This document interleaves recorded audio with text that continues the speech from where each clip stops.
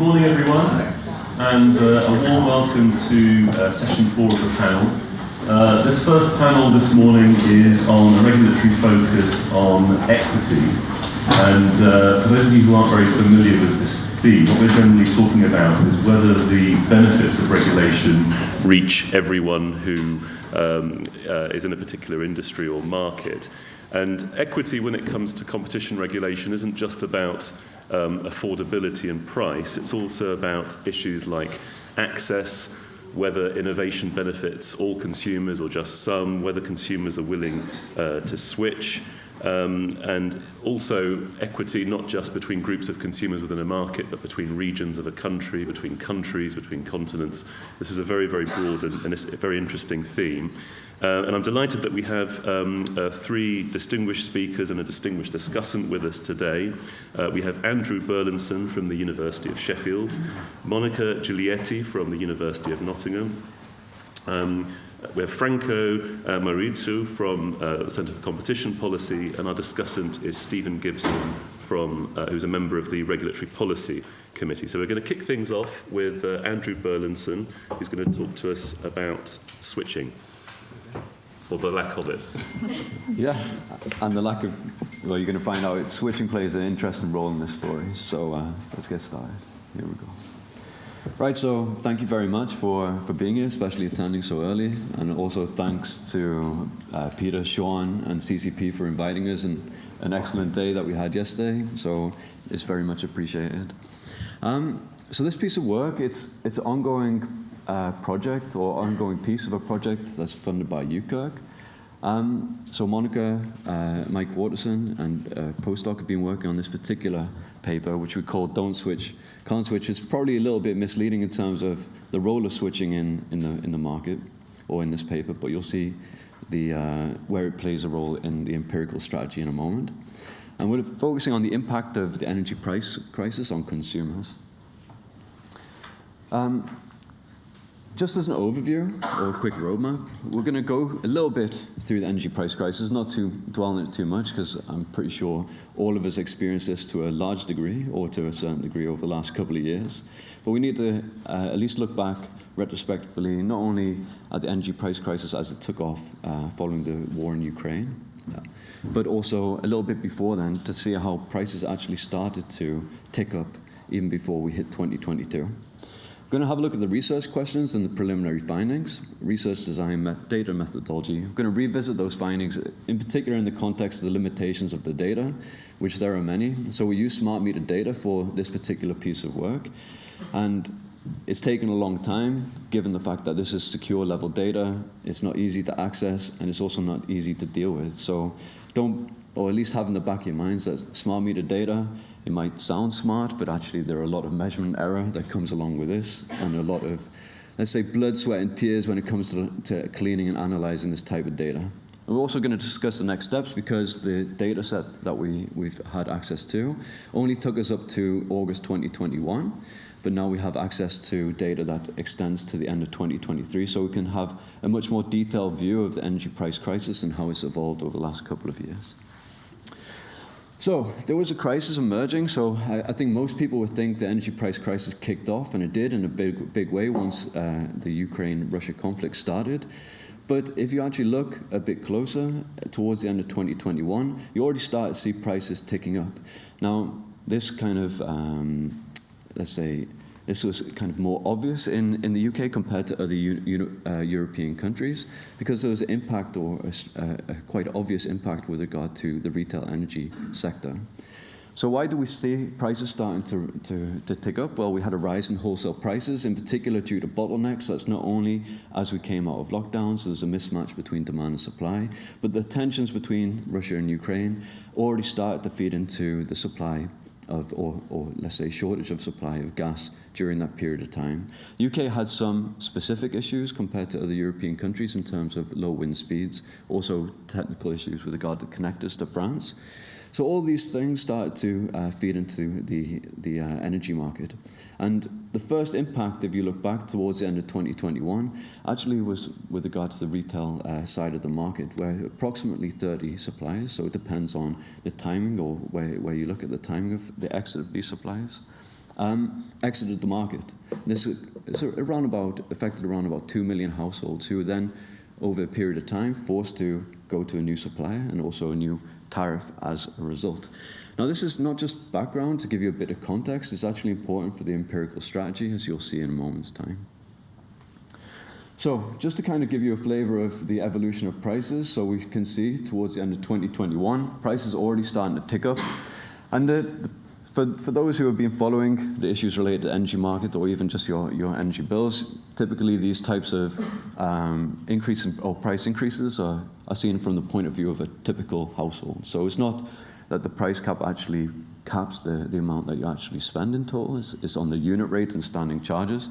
But it's useful to think of it from a typical household. So an average energy bill is already starting to go up for those on dual fuel tariffs for a typical domestic consumption value to around about 1,200. Now, the period that we're interested in particular, the start of 2022, when the prices fed in to the price cap, you saw an increase of around about 54% up to just under £2,000 an average household was spending. Now, we know over a period of time that the energy price guarantee obviously protected consumers, and as part of a wider package, this was a massive protection that was delivered by government to the tune of around about 30 billion, not just including the energy price guarantee, but other measures to protect households as well. And the key thing was to stop energy prices on average going up to £4,000. And we saw houses protected up to the tune of around about 2,000, 2,500. And we've seen prices come down in terms of the price cap, obviously, and overtake or undershooting energy price guarantee. So we've seen prices come down, and this is good news for consumers, obviously, but towards the end of next year, or end of this year, we're going to see prices tick up again. So just to summarize kind of the key flavor or key piece of information from these types of diagrams that's important for the context of the data that we're looking at. There's a 54% increase in bills for a typical consumer in April 2022 compared to the previous winter, and typical consumers' bills rose from £1,200 on average to just under £2,000.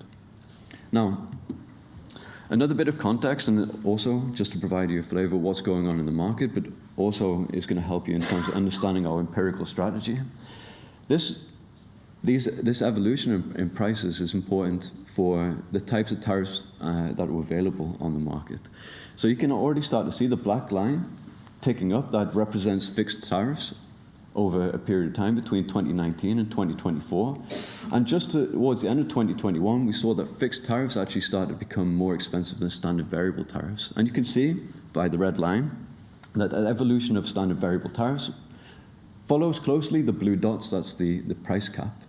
So after a period of time towards 2021, we already started to see that for consumers in terms of thinking about switching in the energy market, there was no financial incentive to do so at that particular point. So if your energy bill or contract ended, then the best thing for you to do would be on a standard variable tariff, so a variable rate. Or if you were unlucky enough to be with a supplier that exited the market, then the only thing, again, that you could do would be to remain on a standard variable tariff. There's no financial incentive to switch. And actually, if you tried to switch around that time, you probably would have noticed there wasn't an implicit embargo on switching, but many suppliers actually just wouldn't let you do it anymore. I think a lot of price comparison websites even shut down this activity too, as you can see in the switching rates. So there is a massive drop, a massive cliff edge when we come to the end of 2021 in terms of the millions of households or millions of households that were switching over the period of time between 2019 to 2022, or the start of 2022, to the tens of thousands of households that were switching.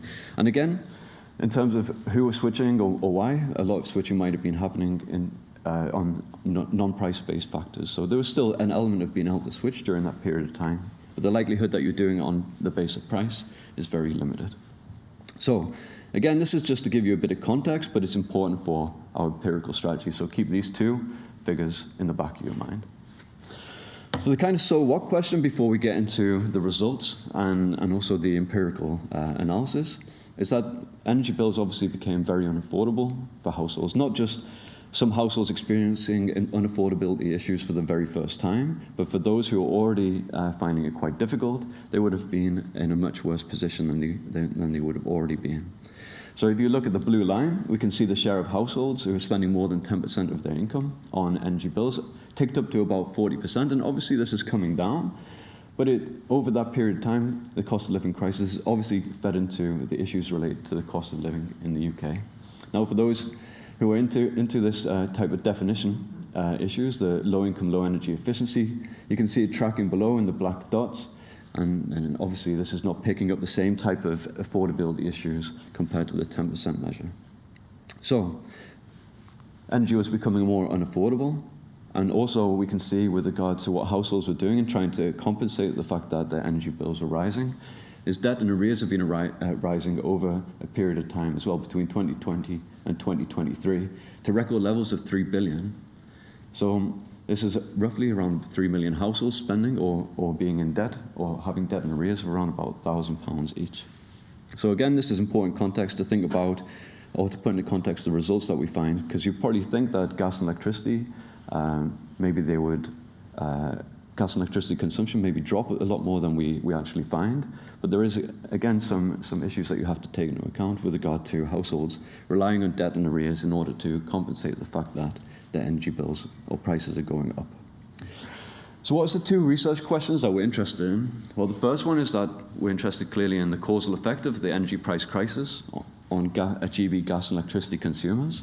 And the second one is to what extent were households on fixed tariffs protected during the energy price crisis? So we're interested in both of these factors, and we try and tease this out with the econometric strategy that we're going to go through in a moment's time. So what do we find? In terms of preliminary findings, we look and we find, in particular, after controlling for fixed effects, so any time invariant heterogeneity that we can wipe out of our data, and also temperature, which is more important for gas when we're modeling these issues than electricity, because there's a lot more temporality, seasonal temporality in the gas data than electricity, so it's a bit harder to work with. So once we control for fixed effects and temperature over time, we find the following: that daily electricity consumption fell by 5%, and gas consumption fell by 20% on average. And in addition to this, those on variable tariffs consumed 3 percentage points less electricity or less gas and 2 percentage points less electricity per day compared to those on fixed rates. So there's essentially an added level or additional level of protection that we see in the data for those on fixed tariffs compared to variable tariffs. So again, trying to answer those two questions that we set ourselves. So how do we do this in terms of the research design?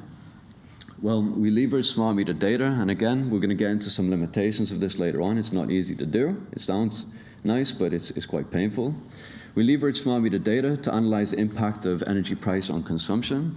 We use a counterfactual using the information that we have in prices, and we only have some information on prices. I'll give you a heads up that we don't have all the tariff information that we would have liked, but we do have information on the unit prices. That's important for identifying those who are fixed and variable over time. And we consider those households whose energy prices vary during the crisis as the treated group, i.e. those who are exposed to the variable rates, and the households protected under the fixed unit rates, i.e. or contracts, as our control or counterfactual. And you might be thinking to yourself, well, these two groups are obviously very different because there's some selection into fixed tariffs. And you're right to ask that question. And this is why we spent a bit of time thinking about the context of the market. In particular, this additional shock that happened before 2022 with regard to switching. So we rely on this quasi-randomization of 2 million households who are forced onto new suppliers and a variable tariff. And if your contract ended during this period, you had very little or no incentive to switch. What this means is that those on fixed-rate contracts or who had moved away from fixed-rate contracts either because their supplier had exited the market or because their contract by chance had ended during that period of time, even if they wanted to go back to a fixed-rate deal, it was just unprofitable to do so. So switching based on price alone effectively collapsed. And the good thing about this is that it creates some randomization, at least into this variable tariff group.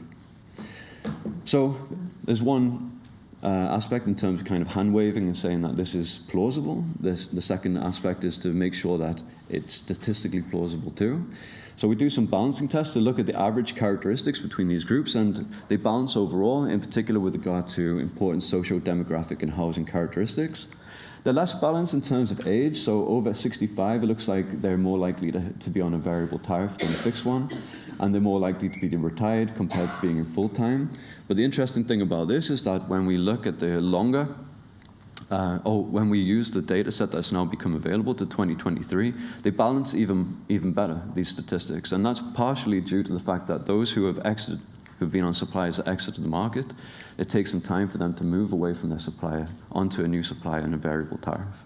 So we think that's playing an important role, not only in terms of the counterfactual, but also the balancing tests as well. So they balance pretty well. So we're quite happy with that. So for those interested in the difference in difference analysis, the important thing as well is to make sure that there's a parallel trend.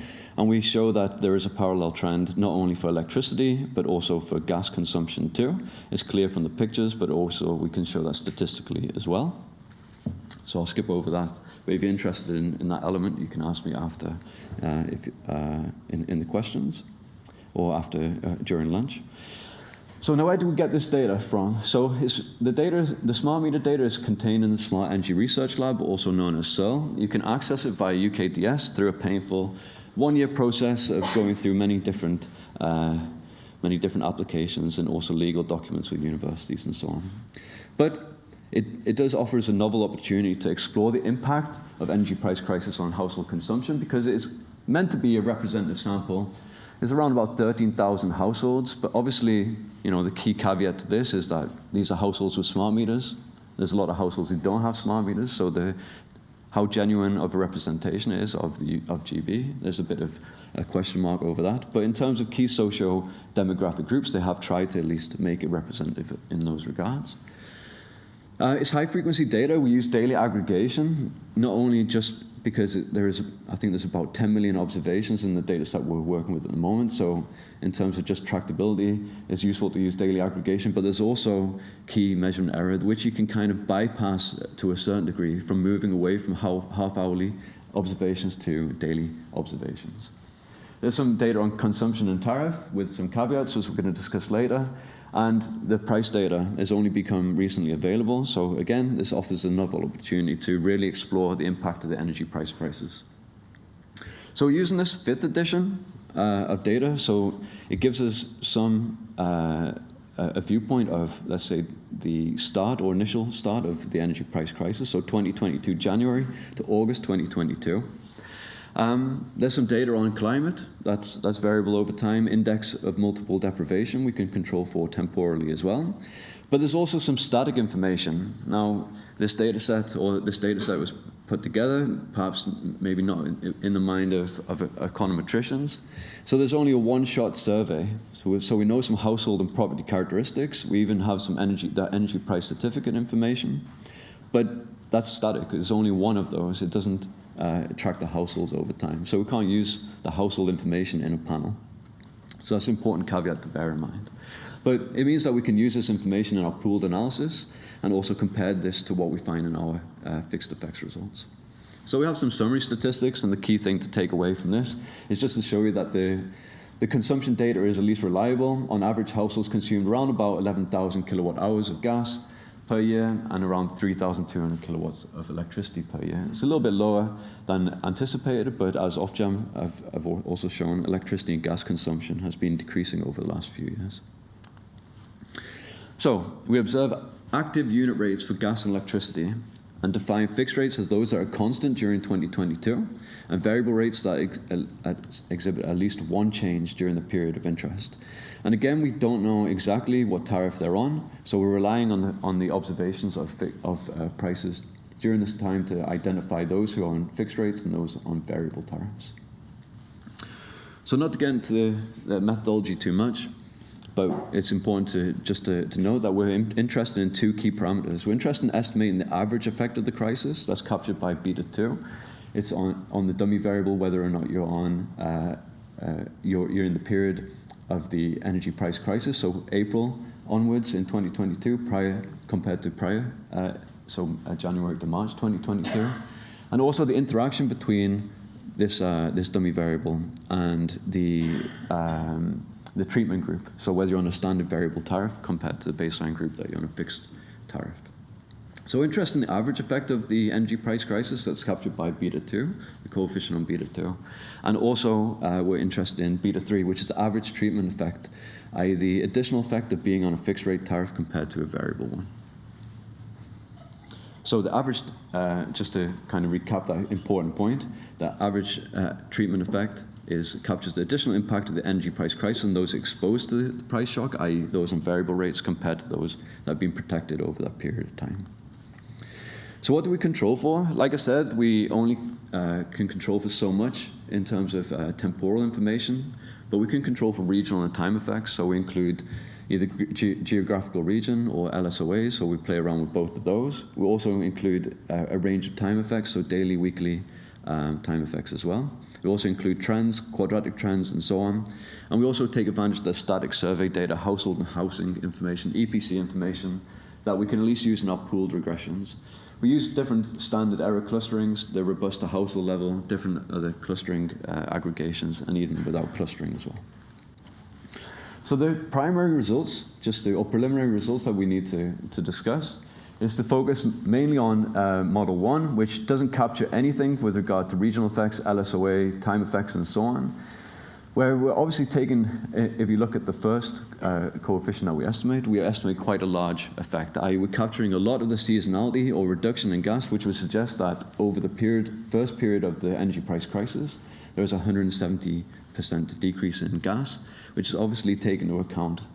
We're going from January to August, so we're going from winter to summer.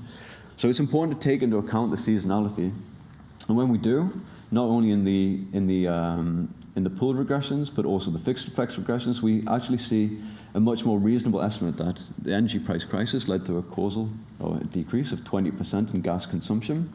But we also find this additional effect that for those who were protected or were not protected during that period of time, they actually consumed an additional 3 percentage points less gas than they would have done had they been on fixed rate tariffs. So we can kind of capture both of these results in our estimates, controlling again for different regional effects, time effects, fixed effects, and so on. When we look at electricity, again, electricity, we overestimate this. If we don't take into account seasonality, we essentially saying that, or find that the energy price crisis leads to a 30% decrease in electricity, which is obviously way too much. It's around about 5%. Remember, electricity is a lot more inelastic, or consumption is a lot more inelastic than gas. And it's also consistent in our pooled estimates compared to our fixed effects estimates, where we're saying that, look, on average, households, with regard to the energy price crisis, consumed 4.5% less electricity. But for those who were unprotected, i.e. those on variable tariffs, they actually consumed an additional 1.6 percentage points less than what they would have done had they been on a fixed rate tariff. So, this is the results that we find. In terms of limitations, how am I doing for time? You've got about 3 minutes. Yeah, cool. I've got 2 slides, so perfect. So limitations. The data does not contain detailed information about the timing of switching, nor the tariff. So we have to make an assumption based on the information that we see on unit rates to say, whether these households are on a fixed rate or a variable tariff. The prices are only collected at a semi-regular interval, and that's not only because it's quite difficult to parse out this information, but also suppliers, they don't necessarily actually keep their tariff information as up to date as we perhaps would have liked in terms of doing this type of analysis. Survey data, again, it's only at one point in time. Smart meter data is not always that smart. There are errors, as you've seen in recent news.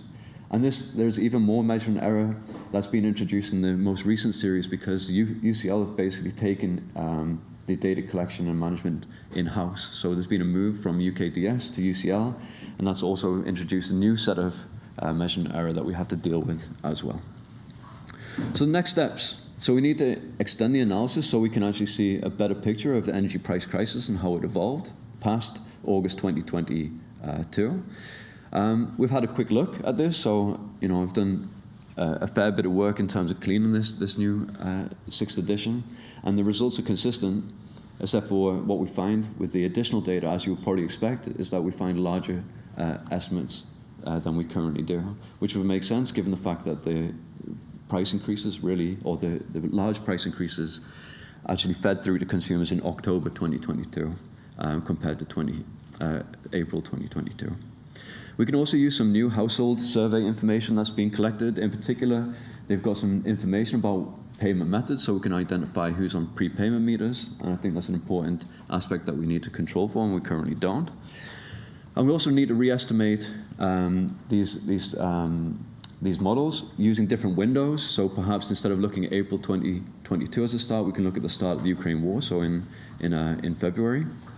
And then we also need to redo the analysis for, let's say, 2021, so some placebo tests and so on, which we've done with the initial data, but that exercise needs to be done again for the whole data set up to 2023. So again, the results so far are robust in terms of doing pseudo-analysis. We don't find any significant effects if we were to do the same analysis using 2021 compared to 2022. I think that's an important finding as well.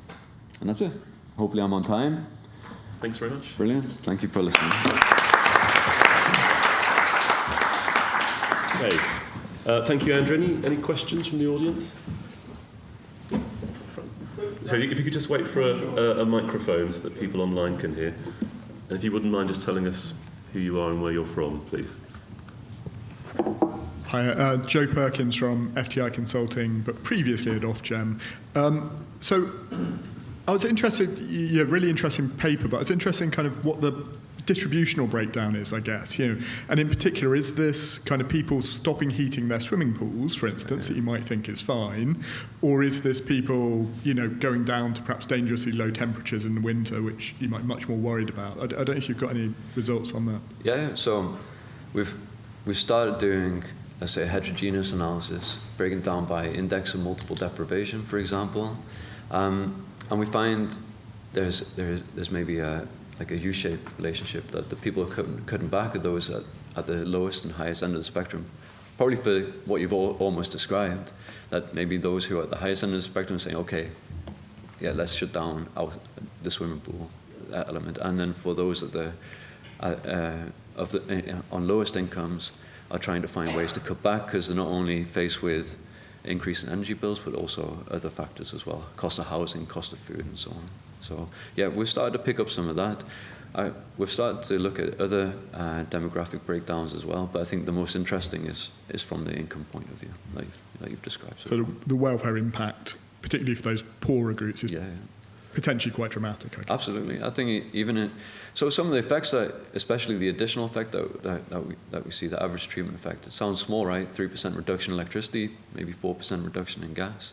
But when we look at the 2023 horizon, that's increasing up to 8%, 10%. I mean, the welfare effects for those in the lowest income, I think, it's hard to ignore. Yeah. Any other questions? Yeah.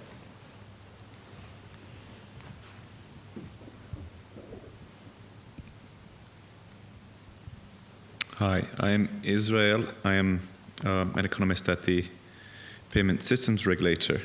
Very quick question. Did you think of having insights into potential policy recommendations given your results? I suppose it's quite early days. I think we're not even up to the stage of writing up the conclusions yet, but I think if off the top of my head, I think the key policy recommendation is to look back at what the government did during that time, in particular with regard to energy price guarantee. This was a massive intervention by the government, a costly one, and trying to think about going forward whether that was necessary, especially with regard to the energy efficiency investments that we could have done over the last 10 years, which would have protected consumers going into this energy price crisis. And there'll be another crisis, so we'll have to make a decision going forward whether we want to protect consumers in the same way, i.e. Subsidize their energy bills, or maybe protect consumers in a different way, for example, using energy efficiency measures that can protect households in terms of their energy bills, but also make their homes more comfortable. And this feeds into other work that we've done on health, well-being, financial distress, and I think these are important considerations to take into account.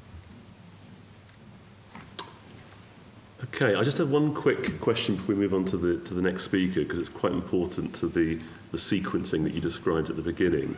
Presumably the consumers on fixed tariffs are those who'd switched to a fixed tariff before the crisis hit, or was there a window where there was quite a bit of switching activity to fixed tariffs because people were expecting energy prices to go up? So I think most people will have switched before, but there is, and you can even, if you go back and look at the news articles around that time, I think Ofgem and also the likes of Martin Lewis were saying, I think mid-2021, yeah, this is the time to switch. So there was a bit of that going on as well. Great, thank you very much. Okay, so we'll move on now to Monica Giulietti, who's going to talk to us about the socioeconomic inequality and low-carbon technology adoption. Thank you, Andreas. Okay.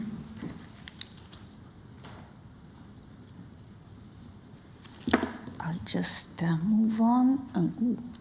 Move in the wrong direction, obviously. Let's see. Okay, so maybe there was extra. Okay, yes, this is where we are. Okay, so first of all, I'd like to thank the CCP team for organizing such a great event and putting together such an engaged audience as well. It's a great opportunity to talk about our work, in which I'd like to mention that also the presentation, Michael Harker and Paola Furtado were also contributing to this UK Energy Research Centre project. Andrew's contribution earlier, this piece of work, and Sean and Catherine Wadhams are also involved in the work that covers issues of distribution concerns relating to the energy crisis.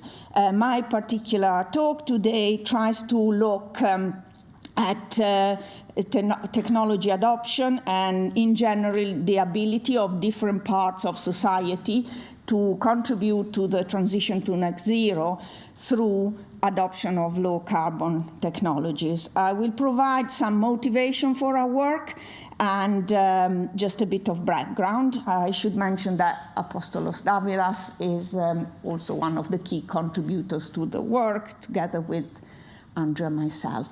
So we're looking at consumer adoption of low-carbon technologies as a contribution to achieving the net zero by 2050 legal target, keeping in mind that areas such as transport and buildings contribute 43% of emissions in 2021. So in this study, we look in particular at the adoption of electric vehicles, electric and hybrid, and solar panels for heating and electricity. So giving a contribution in this crucial area of the transition. And with our concern relating to the discussion earlier today, is about the ability of different parts of society to deal with the financial and technological constraints that might be associated with this pattern of energy consumption, expected pattern. So what we've seen in terms of technology adoption, well, we've seen in particular prices going down over the last decade, and basically in relation also to the rapid increases in energy prices, there has been an uptake in solar panels and the adoption of solar panels for heating and for electricity. We've also seen an increase in the adoption of electric and hybrid vehicles, being about, on average, 10% of all new vehicles sold in 2021. Considerations that consumers make in this context, they look at the price of charging, but also, importantly, to the upfront cost of acquiring these more expensive, to an extent, more expensive than internal combustion engines.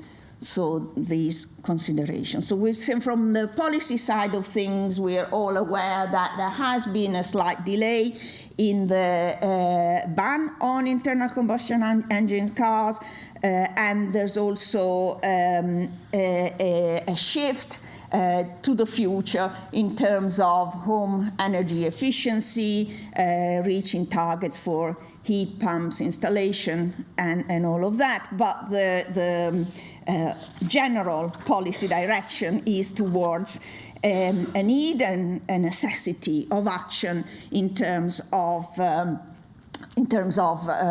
low carbon technologies. So our consideration tries to bring together what we observe in terms of this general increasing trend of adoption and concerns about areas of society that might find it more challenging. And our approach tries to look at an equality of opportunities associated with the background of consumers, as I will explain maybe more clearly in a minute. So there are two existing branches in this area of the literature. So some of the studies look at existing inequality as a potential barrier to widespread adoption of these technologies, although the majority of these contributions have not been able to rely on representative samples of the population. And there's also another area of concern, which basically states the challenges to adoption of these technologies might exacerbate existing inequalities, so people who can't sort of contribute actively to the transition might be left with higher bills and higher inability to afford their energy use. So in terms of our study and the contribution that we're aiming to make, we first of all are using a nationally representative data set over a period of time that gives us information about adoption of 3 key technologies. And we also try to exploit our ability to sort of decompose this information about adoption according to socioeconomic characteristics. So I think going towards some of the issues that were previously discussed by Andrew about different areas of society and their ability to afford energy use and energy technologies in particular.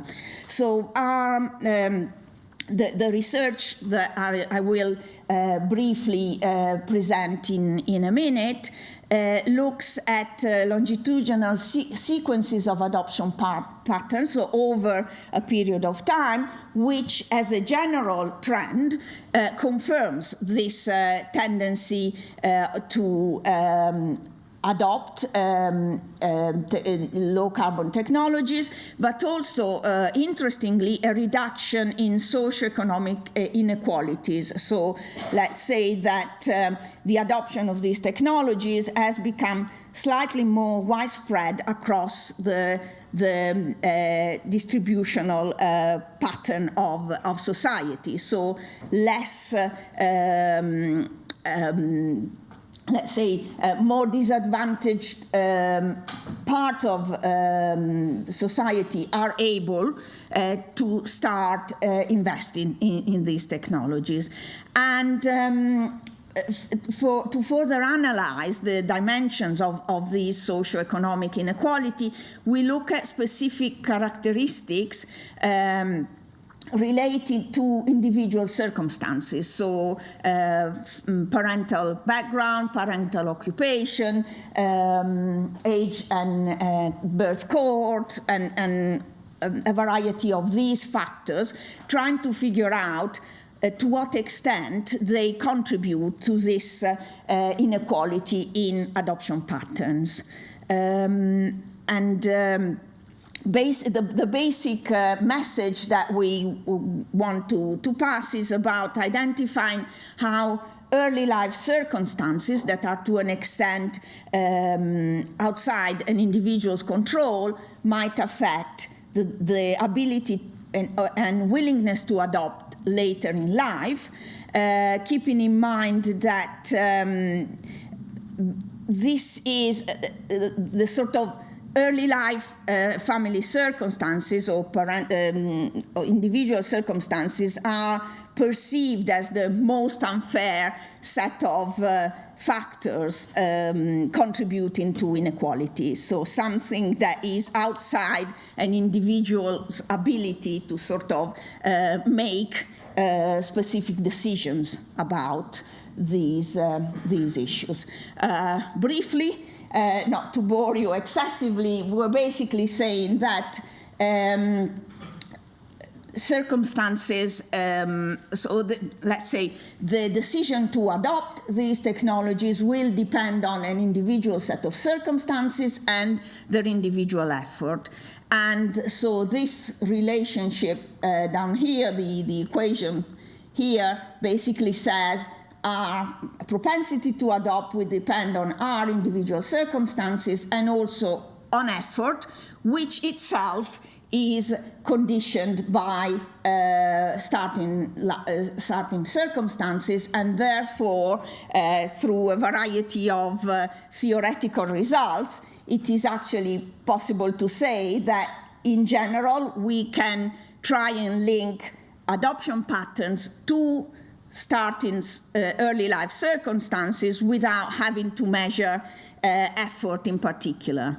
So according to the theory in this inequality of opportunity literature, basically having information about individual circumstances is sufficient to explain both the direct and indirect effect of these variables. So how we go about doing this analysis, basically we start from the main point that says if it was possible to have socio-economic equality in this context, then all individuals would be able to have the same opportunities to adopt or to adopt these technologies. And we're trying to look at how personal circumstances affect such adoption decision, which allows us to sort of identify the specific factors that might play a critical role in this observed behavior. So this is just generally telling us that we are looking at circumstances only, avoiding having to measure effort, and in particular the tool that we use for the specific measurement of this inequality is a dissimilarity index, which basically ranges from 0, which means full equality of opportunities, to 1, which is full inequality. And in more maybe intuitive terms, it measures the proportion of adopters that would need to be redistributed across socioeconomic groups in order to achieve equality.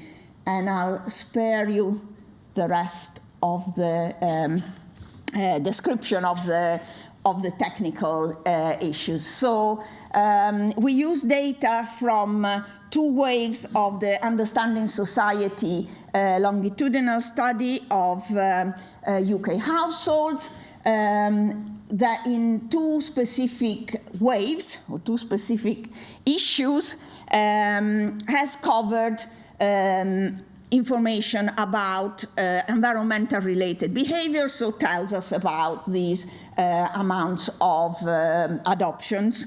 And so the first wave covers the period 2012 to 2014, and the second wave covers the period 2018 to 2020. And in between these 2 waves, basically the information was not collected.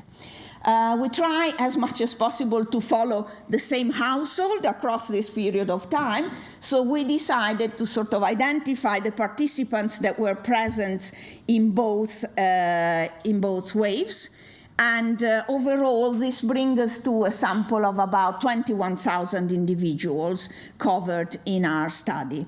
So in terms of average levels of adoption, we see across the three types of technology an increase in adoption levels, although still relatively low within our sample and not very close to what is observed at the national level, unfortunately. I guess this represents the same information with more specific explanation of how we measure adoption. So basically, the respondent to our survey belongs to a household where solar panels for electricity were installed, or solar panels for heating, or they own or have regular use of an electric vehicle or hybrid vehicle. And in terms of those circumstances outside an individual's control, we consider gender, birth cohort, ethnicity, parental education, and parental occupation. And maybe a bit of a leap of faith here, we're also using education, which belongs to the early life experience, and we're basically claiming that sort of the level of education, to an extent, will depend on your early life circumstances, your parental environment. And these are the typical let's say, external circumstances that are used within this inequality of opportunity framework for the analysis of distributional issues. So in terms of our measurement of this dissimilarity index, which tells us about is adoption equally distributed across different areas of society or not, well, we see that for all of the technologies, the dissimilarity index is significant, so there is an element of inequality, but we also see that this is decreasing between the two specific waves that we are looking at over the two periods of times. We also, as I have anticipated, we tried to look at, in particular, what specific factors might influence this measured index of inequality. And we find that education, parental occupation, parental education, and age play an important role across the two waves. And we also find that gender and ethnicity is becoming more significant in the most recent observations that we have in wave 10. Then yes, sorry, I skipped. So gender and ethnicity contribute to the socioeconomic inequality, which, however, has been reduced over time. And then we tried to look at patterns of adoption over time, basically looking at what household have evidence of adoption of one of these technologies across the two waves, those that never had adopted any of these technologies, and people who have gone from having adopted to not adopting, and the other way around, just to see whether we can see any significant changes. So these are the patterns that we're looking at, and basically we can see that the large majority of the population in our data set actually has not adopted any of these technologies. So keep in mind that there is an imbalance in size in the different groups. So as a summary illustration of what we find, so on the first column here, the start of this diagram, we have a replication of our original results, basically showing that this dissimilarity index, according to period of time and original circumstances, has declined quite significantly over time. But then we notice that for people who remain in the same group, so those who always adopt and those who never adopted, there has been no change. 5 minutes, that's great, thank you. Yes, I think I'm nearly there. For those that moved from having adopted to not adopting again in the second period of time, then this index has increased in size.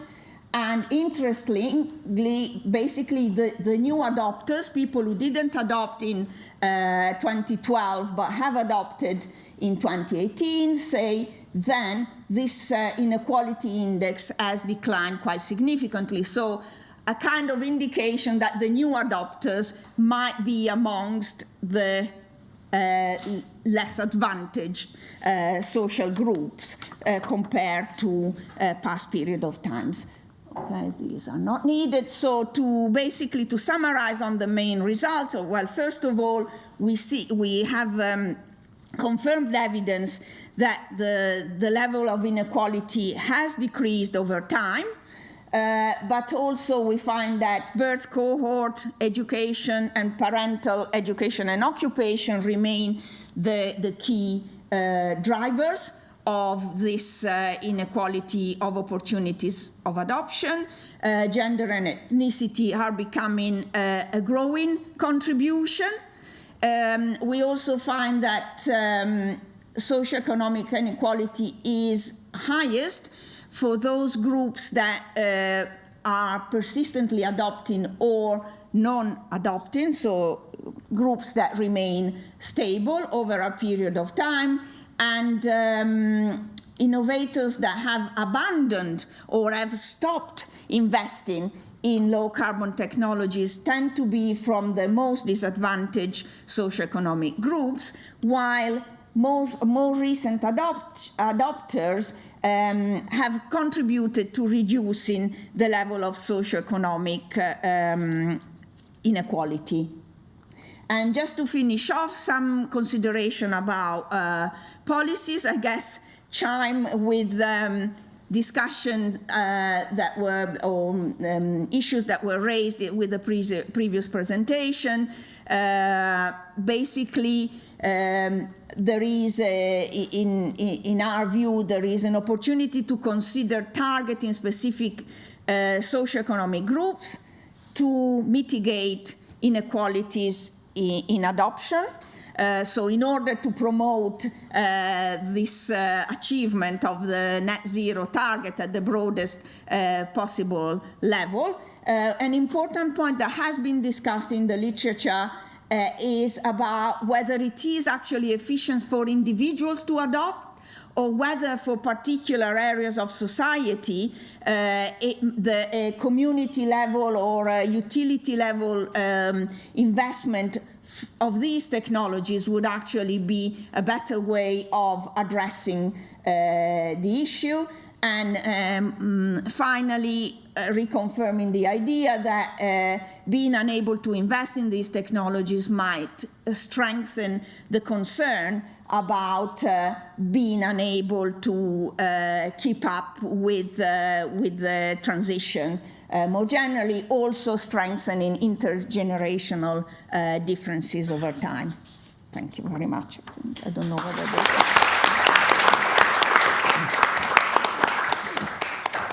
Thank you very much, Monica. Any questions from the audience? Yeah. Amelia? You could just wait for your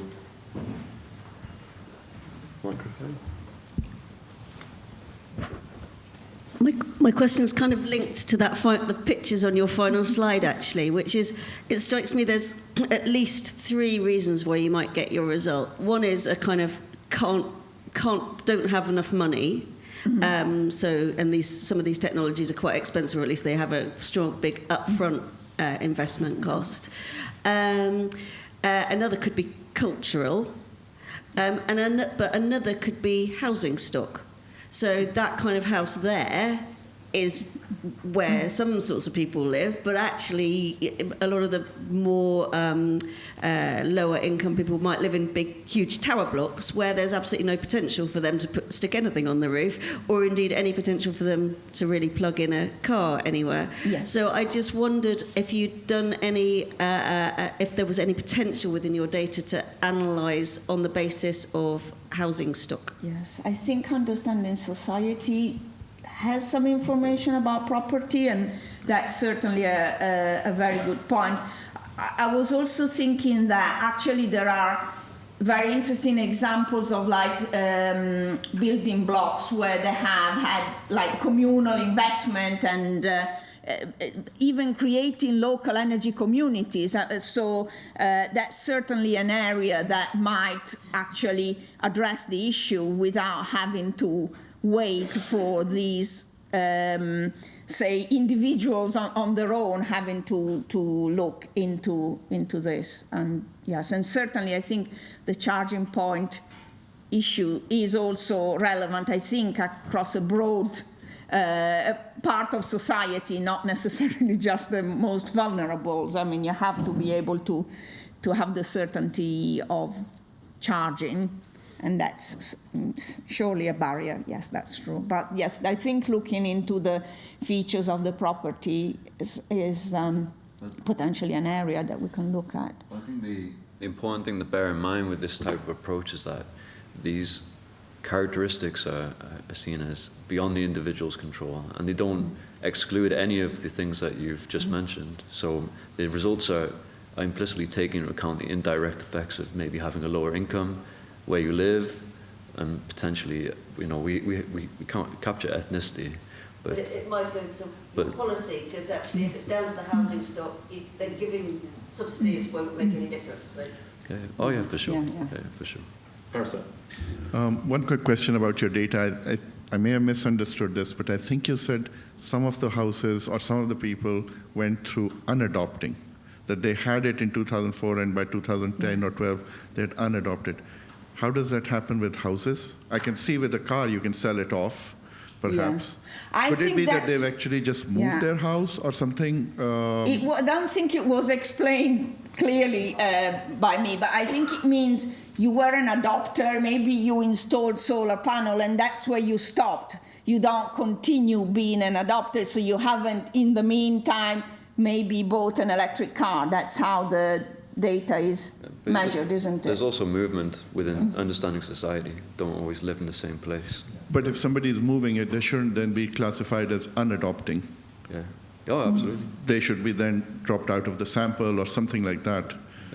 Yeah, I mean, we can do robustness checks for this, but yeah. But it's basically whether you were an adopter of something and then in the following 10 years you haven't done anything more than that. I think that was the idea, yeah.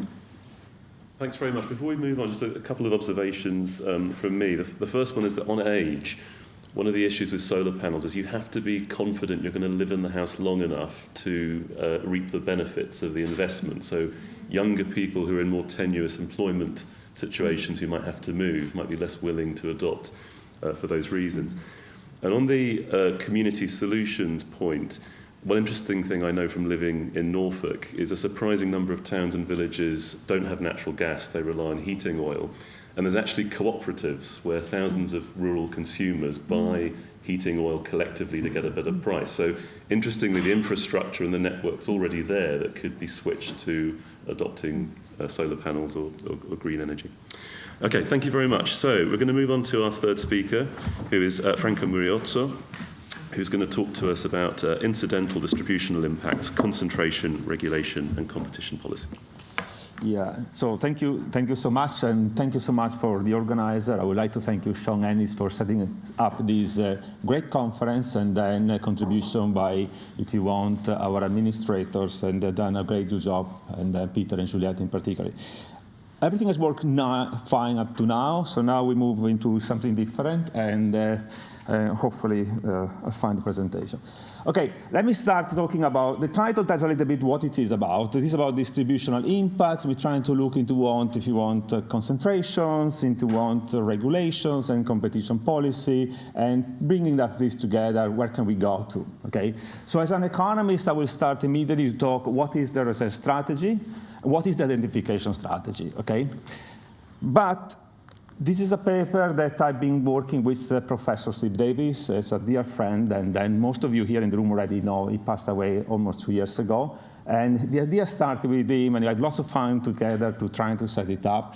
Steve, if I was talking about research strategy identification, would well laugh at me, so I continue to do this way of doing things where it's more important the question, and it's more important to get the data and the policy input that you can get than perhaps spending lots of time, if you want, on the pure nitty-gritty of the econometrics. So today I'm going to play into that vest, which is usually the one that I found it harder to do, is out of my comfort zone a bit, but I think part of the talk is also contribute to the work with Steve. This paper that is going on now is also with a PhD student, Joe Carr, that Steve had, and now he's going to defend his thesis in the fall, and therefore I take credit to both of them for what has been done. Okay, in terms of, if you want, the overall story here is the research question we're trying to get are very simple. There is a very clear starting point, which is one of those that I say, well, you almost need to do this kind of analysis. And the starting point is we do know the competitions, contributes to inequality and helps reducing inequality. And so if we know that, why do you want to go and show all these things? So what are we going to learn from there? And actually, the really important aspect is to be able to measure the impact, and it does really exist in different dimensions. So where I start with this, if you want, introduction is what we know from economics is the margin of the propensity to consume is below than 1. So, but this is on average. But for some group of users, it's 1. They have everything they have, they are spending. There is another group of consumers, the richer one, they have the possibility and the luxury to save. Now, competition works well for the market of consumers, and therefore, in a way, is redistributing more for, if you want, the poor than it is for the rich. That's great. This is a great setting. In countries where competition works, we already know there is that inequality that contribute alongside, if you want, taxation and other things, and is working in the direction that we would like, and to have a very nice society, cohesive society.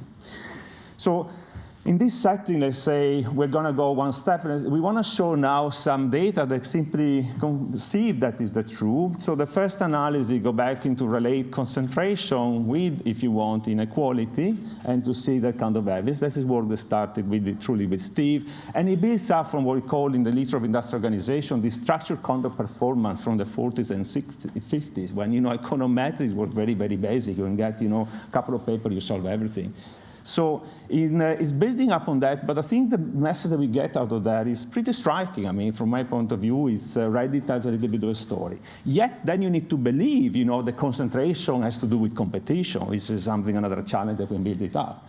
So let's progress into this one. There was a set of very quick questions that we're asking is, the first one is, are the poor relatively more dependent than the rich on, if you want, concentrated markets? And the second one is, what is the role of regulation and competition policy that they can place to produce? Because if they say, well, having a competition authority is because you need to be there to make sure the competition works in the market. Regulation is to help to solve problems where there are certain markets, where there are, if you want, natural monopolies or markets do not work well, to make sure that those markets are working well. By being there, if you want, agencies, perhaps they're doing enough, even if they're not required to do anything. So when you are on a competition authority, for example, but the same for a regulator, you don't need to take decision to favor one group rather to the other. You need to take a decision overall. But ultimately, we have a starting point with this possibly marginal propensity to consume to be below than 1, that you are helping more one group than the other. Okay? So this is what we are. And I say, so the 3 pillars of the paper is, the first one is simply to relate concentration to income inequality, to show how that works. we're going to see that to do this very simple exercise, we need data, and the challenge is to get the data. So if one would like to replicate this analysis to another country, you might not be able to do that. We're using data here for the UK. We have the benefit and the luck to have this data available, but you might not find the data that you need to do that. So you can say, I cannot do that, okay? So the second aspect is, if you want, the relation between concentration, and then we thought about, can we relate to income elasticities? And then you ask, why do we care to know about income elasticity? Because, well, it's interesting to know if certain products, for example, are categorized as to be luxury good, and other products instead are, necessities. And you find that the market are more concentrated in necessity than they are for luxury good, you really feel a little bit uneasy about that. Again, if we believe the concentration means competitions, okay, this is not necessarily to be there. And we're going to see, this is the story behind it, in the first part of analysis that we do. Then the most challenging part comes to now, is can we assess what is the role of competition authorities and regulation in this market in, possibly producing, helping reducing inequality without being asked to do so, remember, without being asked to do so. So, and in do that, we collect a data set of available for the decision by the CMA and by the UK. It's by the DG Comp until before Brexit, and we do an analysis of those decisions that we identify to be healthy to bring back competition in the market, and that to see which impact did they have again in terms of reducing inequality, if any. So this is a story of if you want, we distinguish between the incidence of this effect, and then we go one step further. This is the most challenging one I can get to is, can you measure this into this markup reduction? Because there is a nice literature there that talks about increasing markups. Can you say something on that dimensions? To do so, I'll be very, very humble, because I say, well, I cannot do any. The data they are what they are. So, but I will use the knowledge of some measure of impact adopted by the CMA to bring back a way to proxy for that and see what it will mean for us. Okay, and then to do so, I won't spend too much time on this later, but I want to set up, what is behind the structure there. So there is a very macro literature that basically look at the monopolies in an accumulation of wealth, and we do know monopoly basically distribute resources towards, if you want, the savers, and then at the cost of the consumers. Consumer in our story tend to be more, if you want, the poorer part of the society, and then those that can afford to save are the wealthy part of the society. So if we were to dismantle monopolies, we do that kind of redistribution. That's what we learn already from this more marginal propensity to consume to be below than 1. So for us now is, can we do one step more than that? Can we analyze within, if you want, expenditure? Because now on expenditure, we're forgetting about saving. If we focus only on expenditure, and we still have this kind of, inequality there, that's an interesting aspect to find. So we also look into that direction. And so the paper that I think here, I start with Common and Smiley. It's a very famous and well-known paper in this literature. I don't need to mention what Piketty has contributed in terms of inequality and the finding of the distribution of wealth in the world, particularly. So it's very big pieces of work there. And probably the most relevant of all these papers that you see is by Professor Sean Ennis and all, that was built about on Common, or let's say. So it's been contribution already from CCP, let's say, into this area. We have also then the macro approach, and we sit here, when I come from my use of micro data, I feel almost like doing a macro analysis today, but I still consider to be micro analysis, and therefore it's built up into this type of literature. So in this one, I think Creedy and Dixon, but it's a very long list, because if I start now moving into the direction, what happens if I start modeling perhaps that, price elasticity are heterogeneous and they vary with income? Well, it's a huge literature that dealt with that, okay? So we can look at a case study using complicated structural model that we're able to allow for this, if you want, asymmetry on pricing based on, if you want, income, we move back to the role of inequality.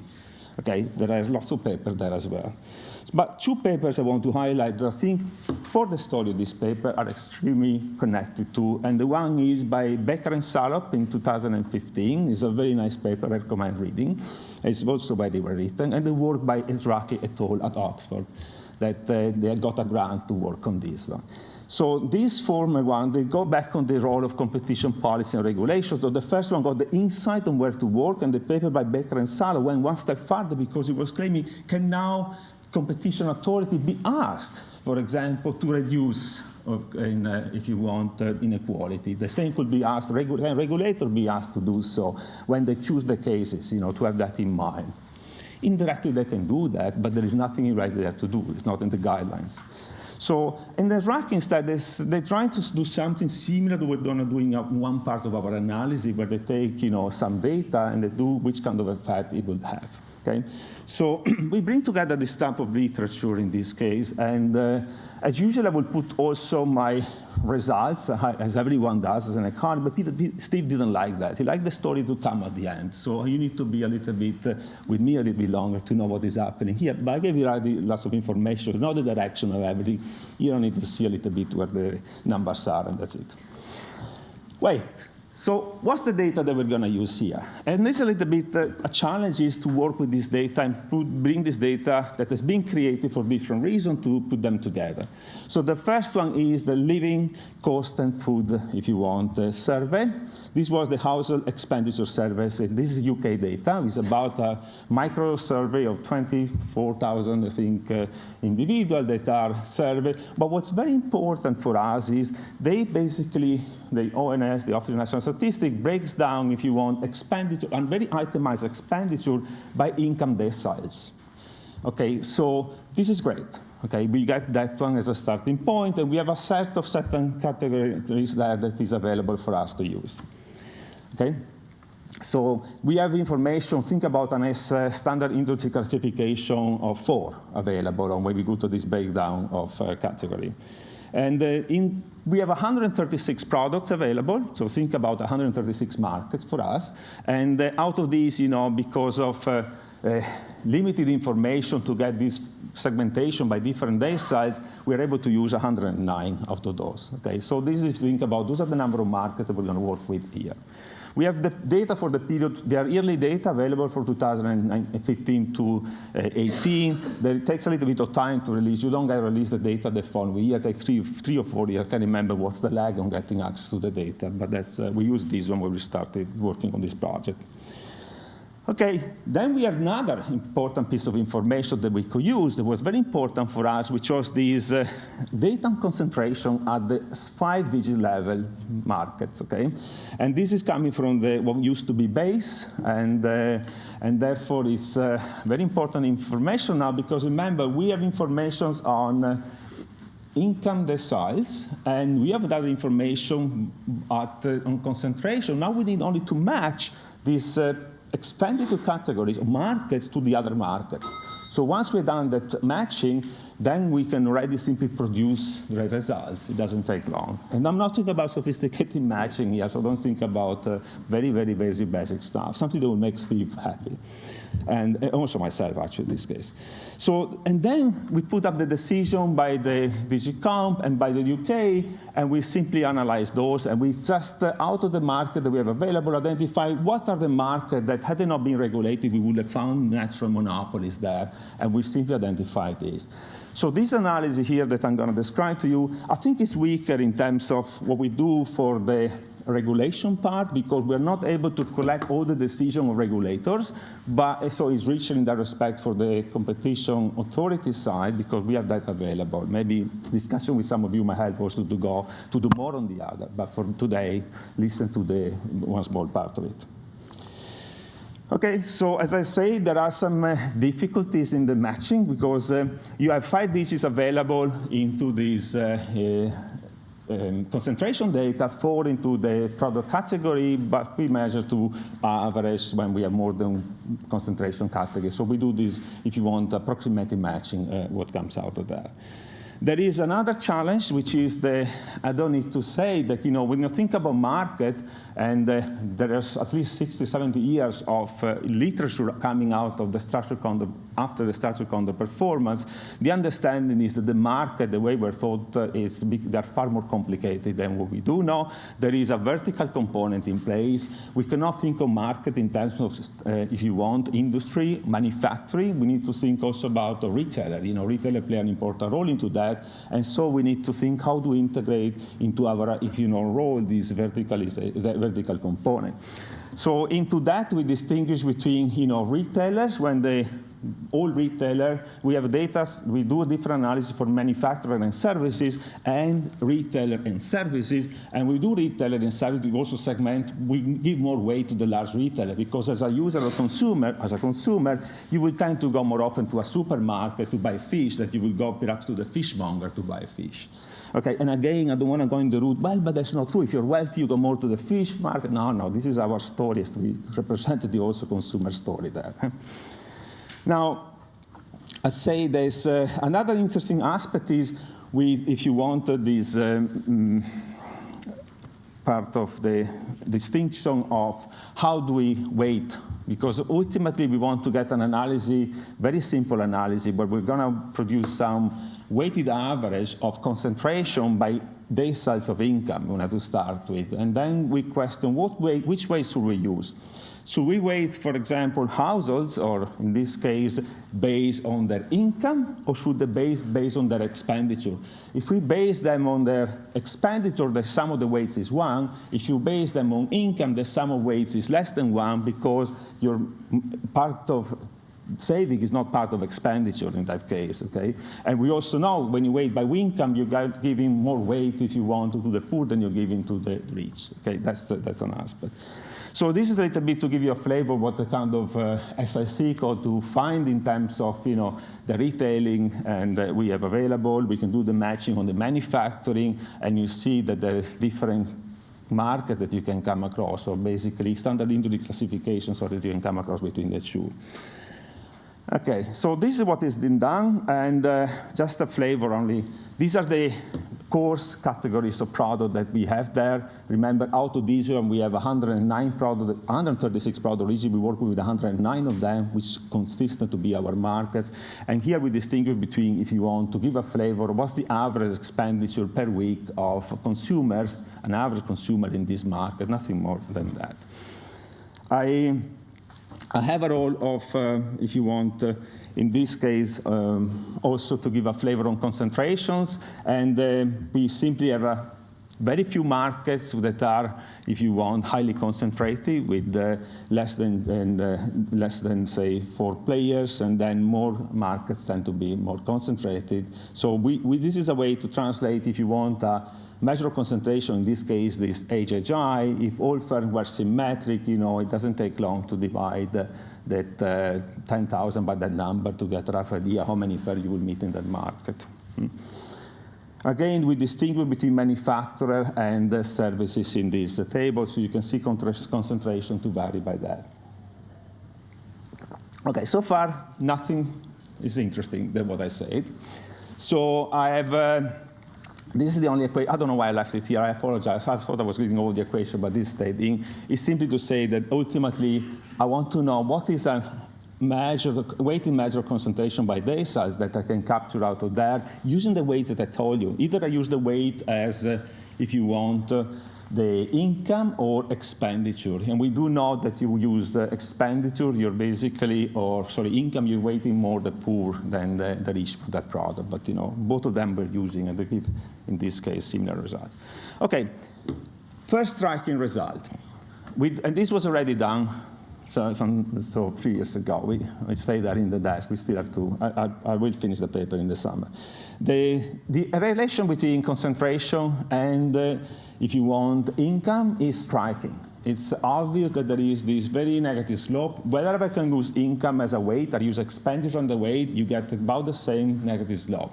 And then you can see the level difference when you compare manufacturing versus, if you want, retailer. So the one with the, if you want, more fragmented one is the retailer will give you more weights to supermarkets, okay? So those are industries that in level are, if you want, more fragmented than the one that will have the manufacturing out of there.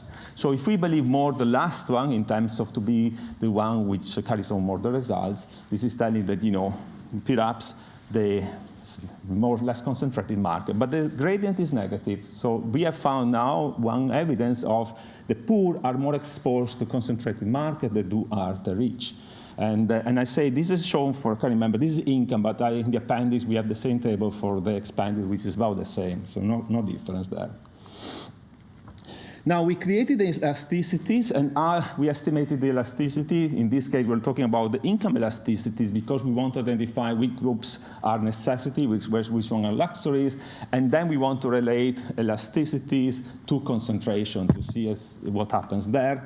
So this is the categorization out of there. And when we do the analysis in terms of, if you want, elasticities, we do see a negative relationship between, if you want, income elasticity. So how to read this graph is simply telling evidence in the manufacturing. If we were thinking about, we analyze this data from the manufacturer point of view, we do find that these poor are more exposed to market where there are manufacturers that are concentrating. They are in their necessity products. Okay, if they buy necessity products, those necessity products are in very concentrated markets. If they buy luxury products, probably you're rich, more rich there, you will be exposed to less concentrated markets. However, this analysis does not stand when we look at the retailer. When you look at the retailer, it does not matter. You seem not to be there is a different type of product exposed to different type of concentration. Although remember, we have identified the negative slope in terms of concentration to income.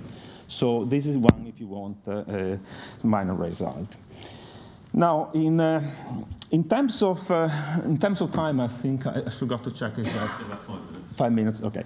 Now we look at the last piece of evidence here, and remember, so far I want to say we found evidence concentration is negatively related to, if you want, to income. So it seems like poor are more exposed to concentrated market, and in terms of product category that are to be, if you want, more necessity versus luxury, it does play more a role for manufacturer, but not much when we have a market where retailers play an important role, okay?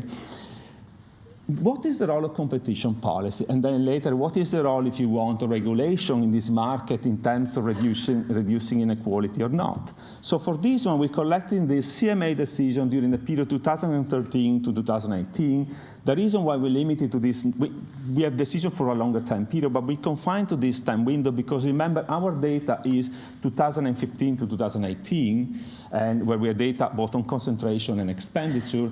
And then we're then using a 3-year moving average to smooth it out, the analysis later on. So for this one, we go 2 years more on the left on that one. So that's the reason why we start from 2013.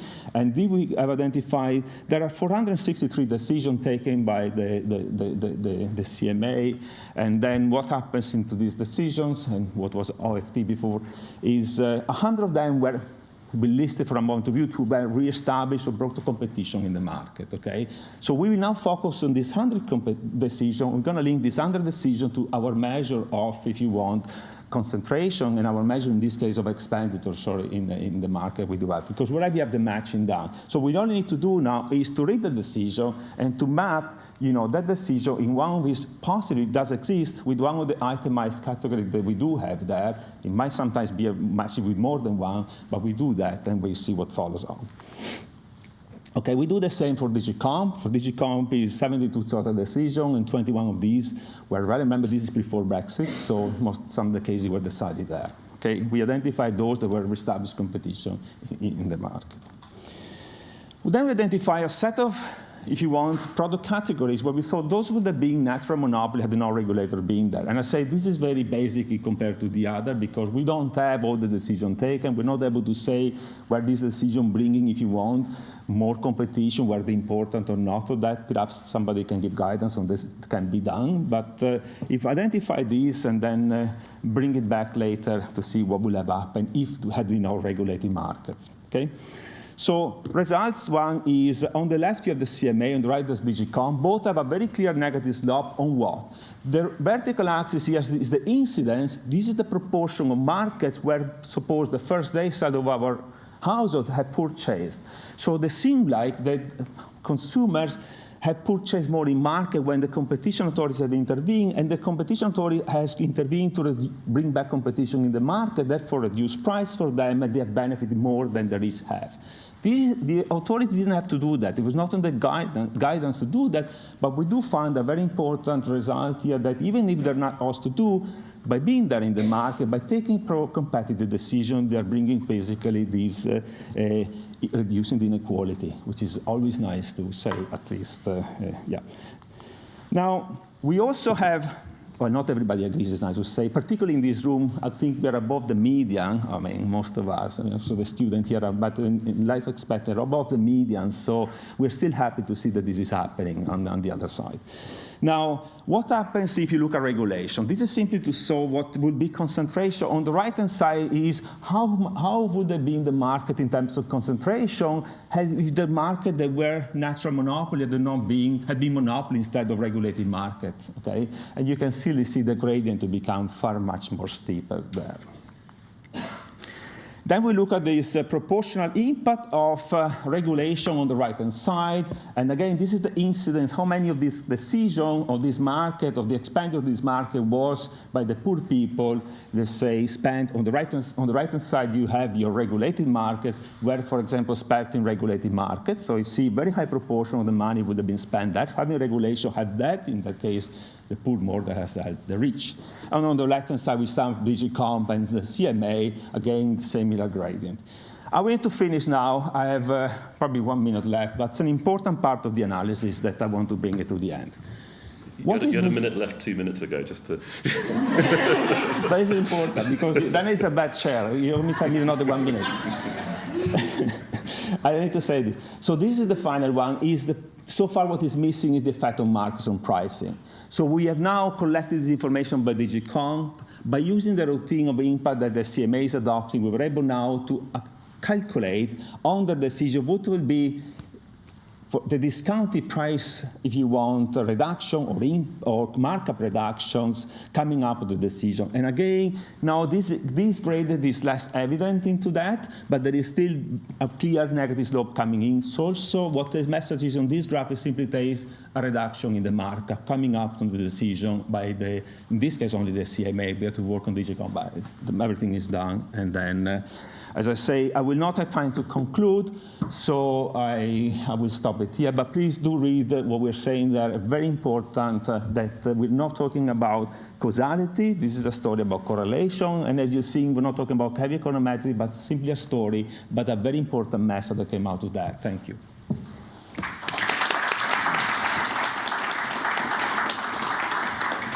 Okay, thanks very much, Franco. Any questions from the audience? Yeah, we've got a few, so... at the back of the first day. Thank you. John Davis, Competition Appeal Tribunal. Thank you. I thought that was really interesting and hugely important. I suppose I wonder whether there is any way of what I would imagine would strengthen it even more by taking account of geographic markets.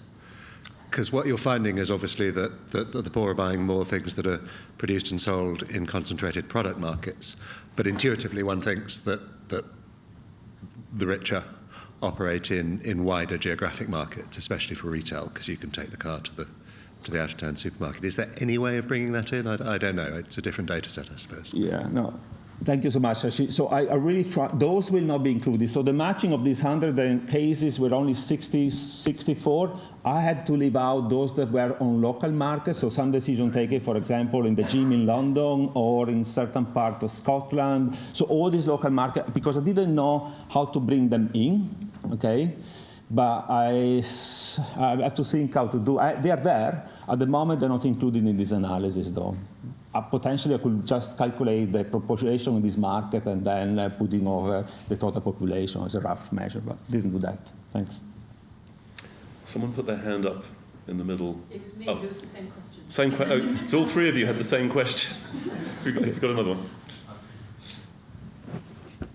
So, Robin Noble from Auxerra. I actually did have the same question. It seems like it really leapt everyone's thought. I guess my almost proposed solution to this would be to maybe explore, but because to build on what John was saying, as well as accessible geographic market being bigger if you are richer, it's potentially also that you're buying a different mix of products, particularly if, if you go through the income deciles, you tend to find there are more personal services being bought by richer people, hairdressers and so on, that, in a sense, you may not travel so far for. I guess my question would be whether or not one can almost do another version of this that does look at the geographic dimension, because lots of decisions have become relatively, there are repeat mergers in grocery, for example, that have looked again and again at what the geographic markets are.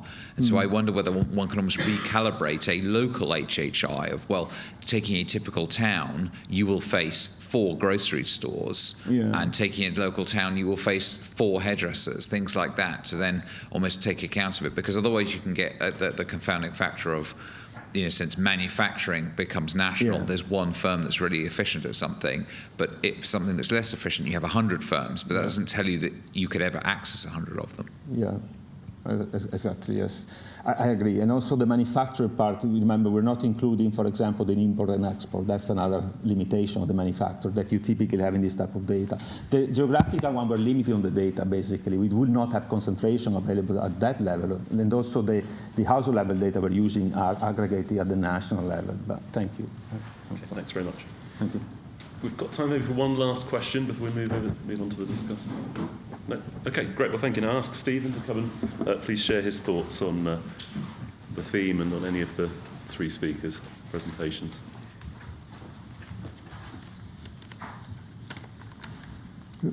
Okay. Thank you very much, and thank you, Andreas. So, in the pre-election period, I cannot speak as the chair of the Regulatory Policy Committee because we are under PERDA rules at the moment. So I'm speaking in a personal capacity and in my capacity as a senior fellow at Harvard Kennedy School at Harvard University. So anything I say today should not be taken as reflecting any of the views of the Regulatory Policy Committee or of the UK government. So, thank you very much. 3 very interesting papers. I'm going to take each one of them in turn with some comments, and then some general comments on sort of regulation and equity overall. So, first question.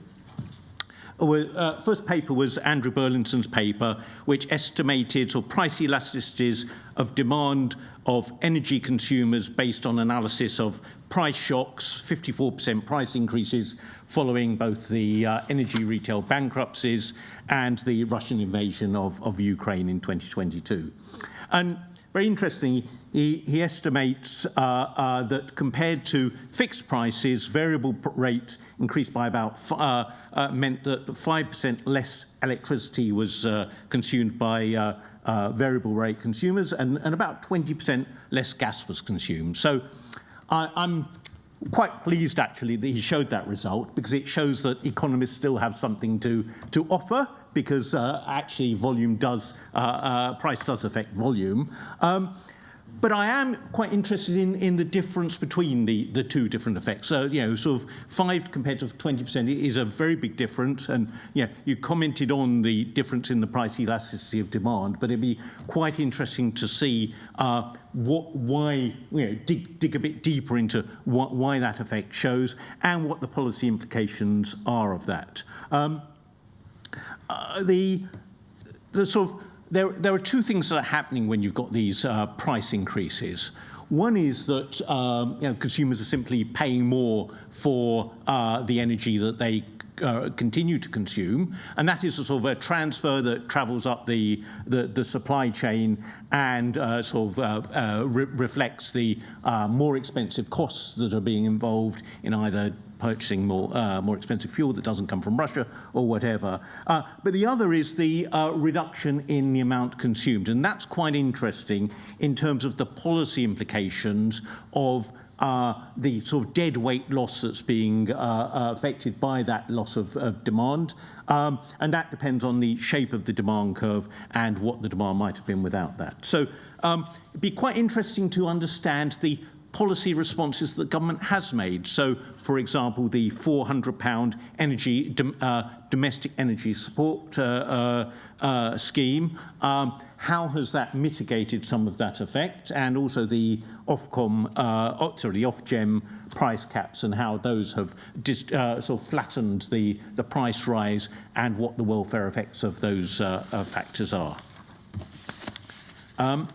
Coming on to the second paper, Monica Giulietti's paper on socioeconomic adoption of low-carbon technologies. That looks at different adoption rates of solar panels, solar heating and electric vehicles across different socio-economic groups. So I guess it's not surprising one of the things you show, which is that your upbringing, parental occupations, parental income, education, etc., affect the social economic group that you end up in. I mean, in a sense, one of the best ways to be rich is to choose your parents very carefully. So, you know, and then there's sort of Amelia's point that, you know, it's not surprising that these higher socioeconomic groups have higher take-ups of these low-carbon technologies, because thinking about what you need to do in order to have them. You know, if you live in a block of flats, if you don't have a driveway to your house, if you don't own your house, so you know, it's much more difficult if you're a tenant to put in solar panels or solar heating than if you're a sort of owner-occupier. So those things, I think, are the key drivers, perhaps much more than, you know, need to be controlled for much more than, you know, sort of where you came from originally. So I think that needs to be pulled out a bit more. But in terms of the policy implications, I think you have to think about the two different aspects, the policy consequences of different socioeconomic groups having different uptake rates. So one of them is simply that higher socioeconomic groups adopt more of these. Well, I mean, in a sense, people who are richer buy more stuff generally, you know, and that shouldn't be surprising. The policy concern is where these are goods that are, in some senses, cheaper in the long run, but have very high upfront costs, and therefore they're unable to be accessed by low socioeconomic groups, and that requires some thinking about what the policy measure should be for initial subsidies of these products, or different ways of selling them to flatten out the sort of costs over time. How much of the costs of, for example, solar panels are then wrap up into the value of your house when you sell it later on? So do you actually get the full life benefit, or if you're going to be moving around every 2-3 years, you know, so is it never worth your while to get the long run benefit from that? Yep. Anything else on that? The other thing about low carbon technology products is that the reason why we want them is because, and we want people to adopt them more than just market mechanisms, is because they have strong positive externalities. Okay? Now, when you think about that, do you worry that more wealthier people are sharing more of their production with society than poorer people? You know, in a sense, government is driving net zero not to reduce inequality. That might be a sort of a byproduct, but the key driver is about reducing carbon emissions to stop global warming, etc. So, you know, government in their net zero policy doesn't necessarily worry about whether the fact that lots of wealthy people are purchasing these goods and fewer poorer people are producing. The aim of policy is to drive take-up of low-carbon technologies and not to worry so much about where it comes from. And, you know, in the sense that, you know, sort of wealthier people are driving more of these positive externalities are being shared with society more generally, that's a good thing to have, not necessarily something to be worried about.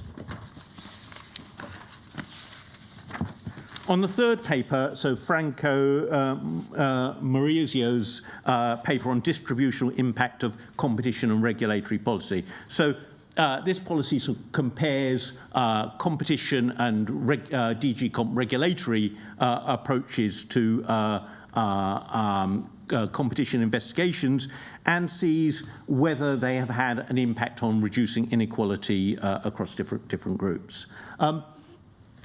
So the argument here is that there's more regulation of groups and more concentration in groups that the most vulnerable consumers consume, and therefore the benefits from the competition investigations in terms of lower prices, greater choice, etc., helps to reduce inequality. So again, it does that. Now, I think that's a really interesting area to focus on the demand side, but let's not forget the supply side of implications of competition policy. So when you have competition policy, either the threat of the actuality of competition policy, that can lower the returns to the producers of goods in highly concentrated industries. And those highly concentrated industries tend to be owned by higher socioeconomic groups. They tend to have more stocks, more shares, more investments, etc. And so they get the benefits in terms of dividends and capital growth, which if you have greater competition policy, that might mitigate some of those supernormal monopoly profits. So I think it's important to think about the production side, the sort of supply side, as well as the demand side. But I thought the demand side was really, really interesting in terms of helping to broaden the range of products for less well-off groups. I thought the geographic point has already been discussed, so I'm not going to sort of pick that up again. But the other thing is that unlike the CMA and to a certain extent DG Comp, if you think about the UK economic regulators, they have specific duties not just to competition, but also to other duties which include growth duties, but they also include duties to vulnerable groups. So they have particular schemes like low user tariffs, low income schemes, products for vulnerable groups, universal service requirements that ensure that everyone has access to these products, or requirements you can't be cut off from your electricity even if you're in debt, or your water supply if you're in debt. So mixed in with the sort of regulatory program, there's also a specific duty to low-income groups to support them. And I think it'll be quite interesting to see how a regulator that has a wider set of duties compares with competition regulators that only have a specific competition duty. Finally, just some comments generally on sort of regulatory approaches and equity. Now, equity is often the sort of the second-class citizen, the second-class brother when it comes to, compared to efficiency, when it comes to assessing regulations. So even if we can measure it, it's very, very difficult to value equity. Unlike sort of cost-benefit analysis that sort of focuses very much on net benefits of different regulatory policies. So, however, the notion of fairness and sort of natural justice is very important, and often you see in the political sphere, more than sort of the technocratic regulatory sphere, a much greater focus on the sort of ideas of fairness and equity, rather than necessarily the concerns about efficiency. So if you think about government regulations where governments have to have impact assessments, they not only assess the costs and the benefits, but they also focus on who benefits and who faces the costs, so that government is very alive to the fact that even if the benefits outweigh the costs, if all the benefits accrue to wealthy shareholders, and if all the costs accrue to are paid for by sort of low-income groups, then that's something that should be that policymakers should be very concerned about. And however, we really struggle to value that, and I sort of compare that to if you think about current consumers versus future consumers. We have a very good, clear view of discounting them back using the social discount rate. We have a standard social discount rate, 3.5% real per annum, set by the Treasury in the Green Book. So we have a very good way of comparing future benefits and costs to consumers to current benefits and costs to consumers. But we have very poor ways to actually compare if we move benefits and costs between groups of consumers, how we actually take account of that, and how we do that consistently across a wide range of different policies. And that's really, really important for policies that have impacts on inequality, so minimum wage regulations or housing regulations. Those are designed to impact on those regulations, but we have no way of sort of saying how much will we spend in order to reduce inequality by a certain amount. So that sort of wraps up my comments, and I look forward to more questions.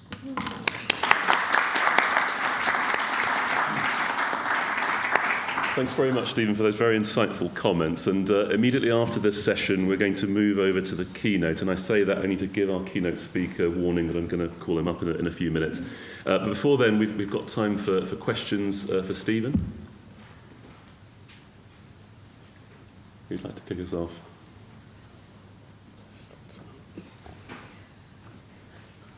No? Or questions for any of our speakers, or any of the themes? Sean.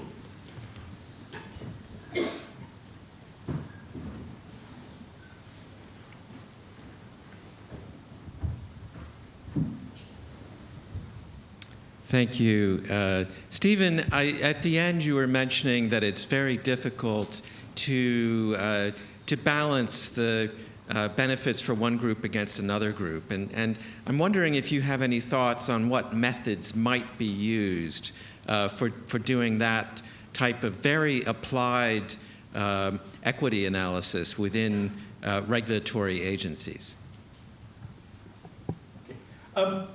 I guess it was an open question to the scholars in the audience here.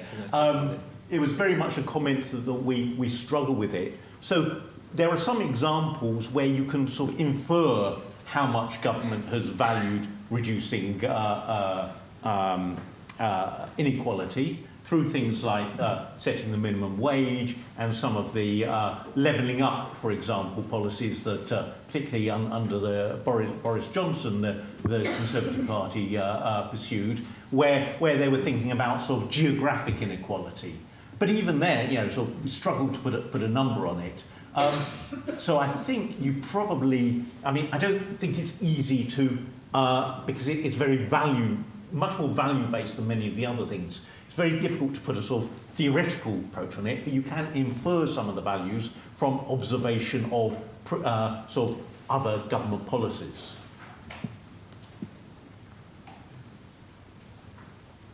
Thank you. John Davis, Competition Appeal Tribunal. Just a comment, really, rather than a question on Stephen's point. You mentioned looking also at the supply side of where the benefits of monopoly power end up.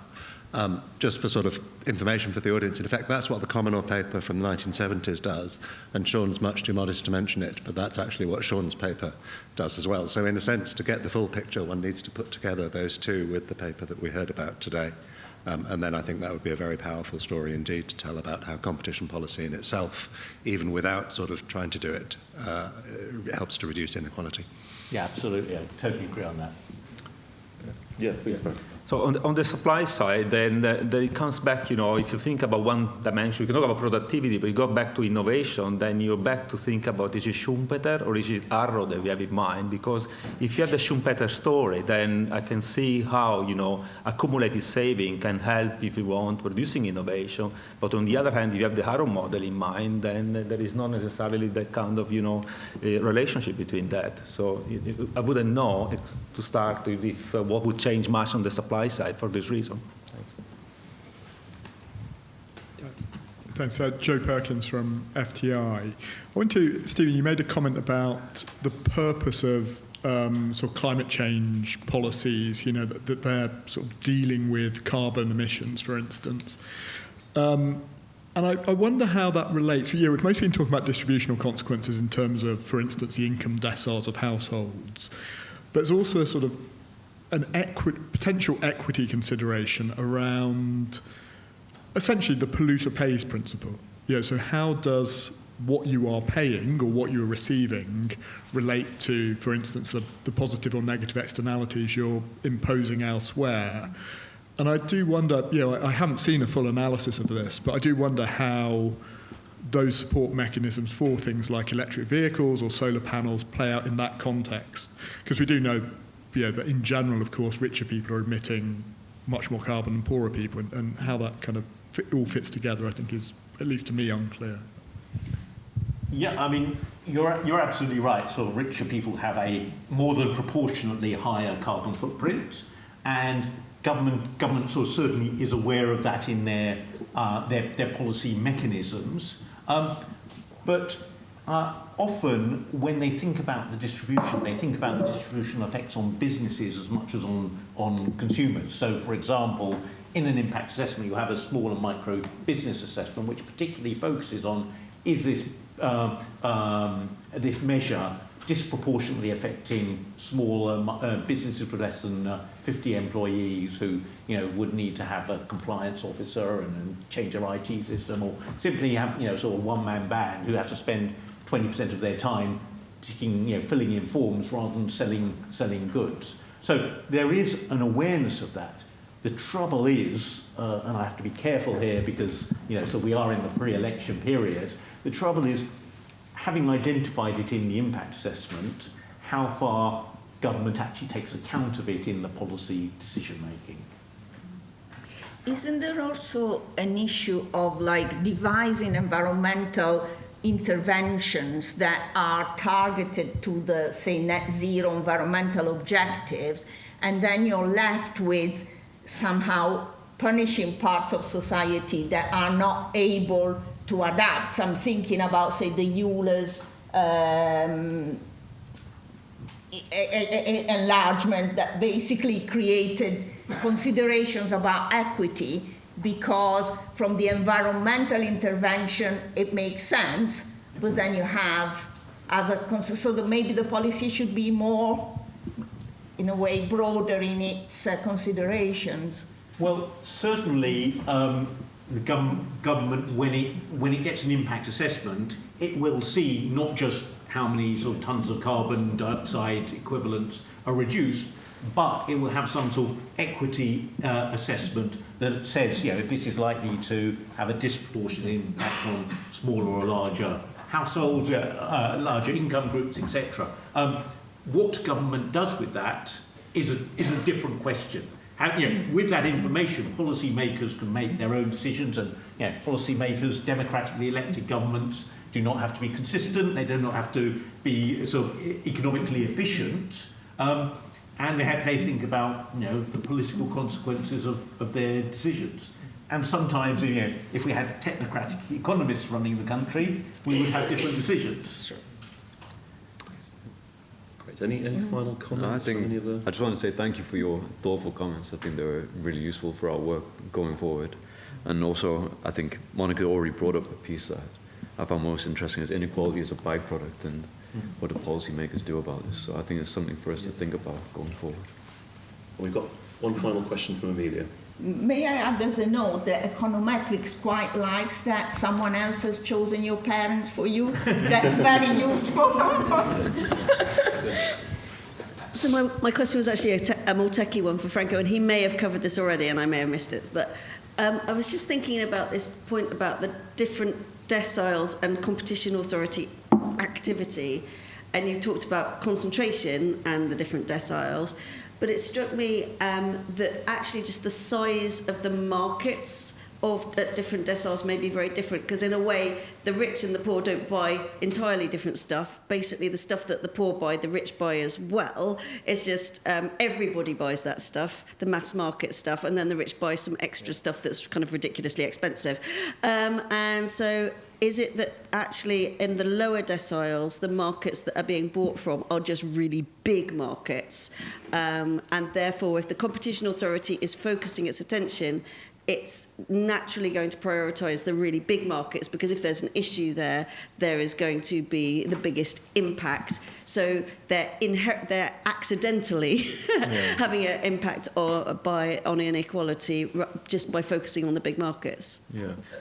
That would be that can happen in a sense. I cannot deny that. But then it's like to think about in terms of level versus proportion. These are a story of proportional. So supposedly you get the market where most of the expenditure is there and is the one targeted by the authority. But What really matters is what is the proportion of each group spent on that market to come out to what the story that we have it here. So we're not questioning how is the authority deciding. I get your point, because one will be supposed that they all spend the same amount into that.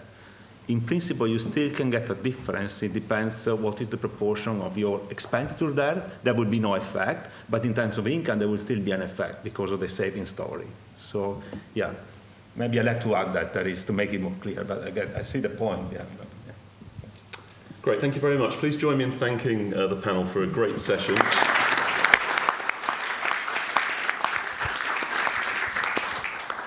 You'll remember when Sean made the opening remarks, he mentioned that it's CCP's 20th birthday. A centre actually existed at UEA for some years before CCP was created, but it's been 20 years since we received our initial ESRC funding. And I'm delighted that we are joined today by our Vice-Chancellor and President of the University of East Anglia, Professor David Maguire, who's going to say a few words about 20 years of CCP.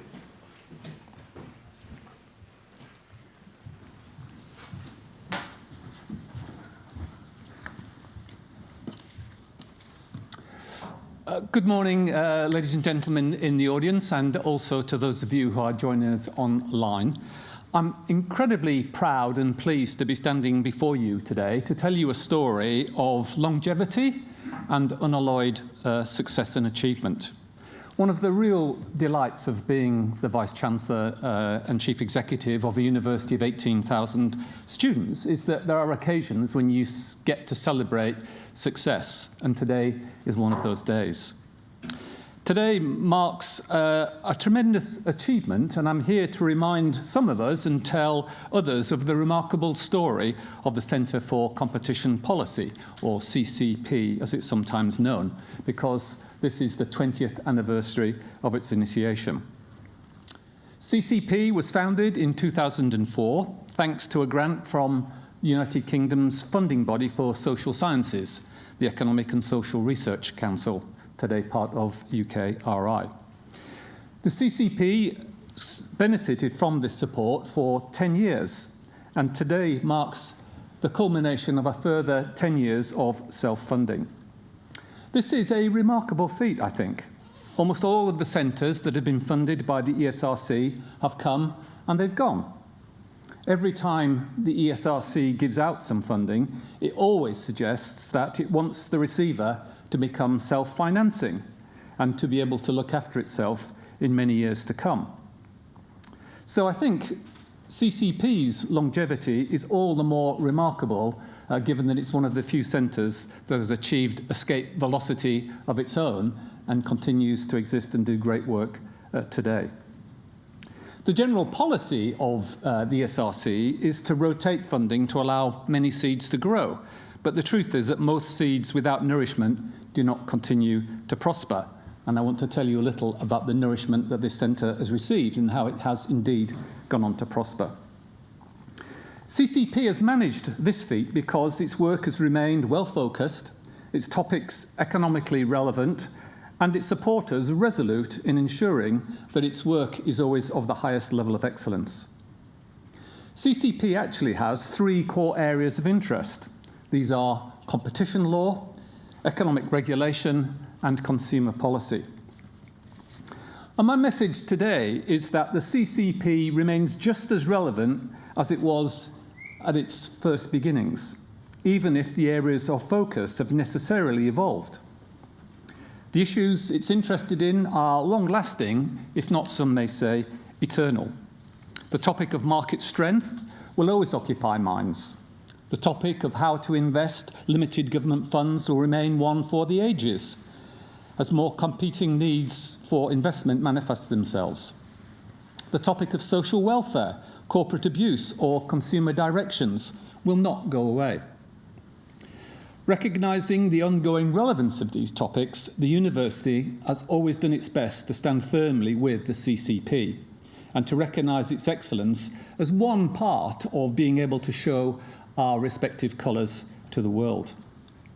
And so, on behalf of everyone at the university, past and present, I do express thanks to all of those who've initiated and supported this important venture. Now, speaking as something of an outsider, we do seem to live in an era of market power and dominance. But the ways to address this are not always immediately obvious. Research must play a major role in helping us to form a sensible approach to the sectors that occupy our attention and to the inflation that has eaten away at budgets all around the world.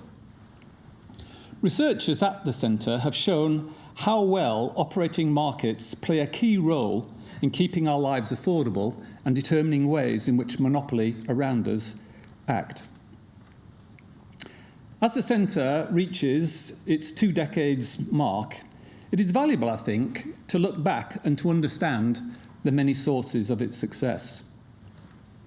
The CCP was founded through the joint efforts of many, but I think there are 4 academics in particular who played a seminal role at the outset.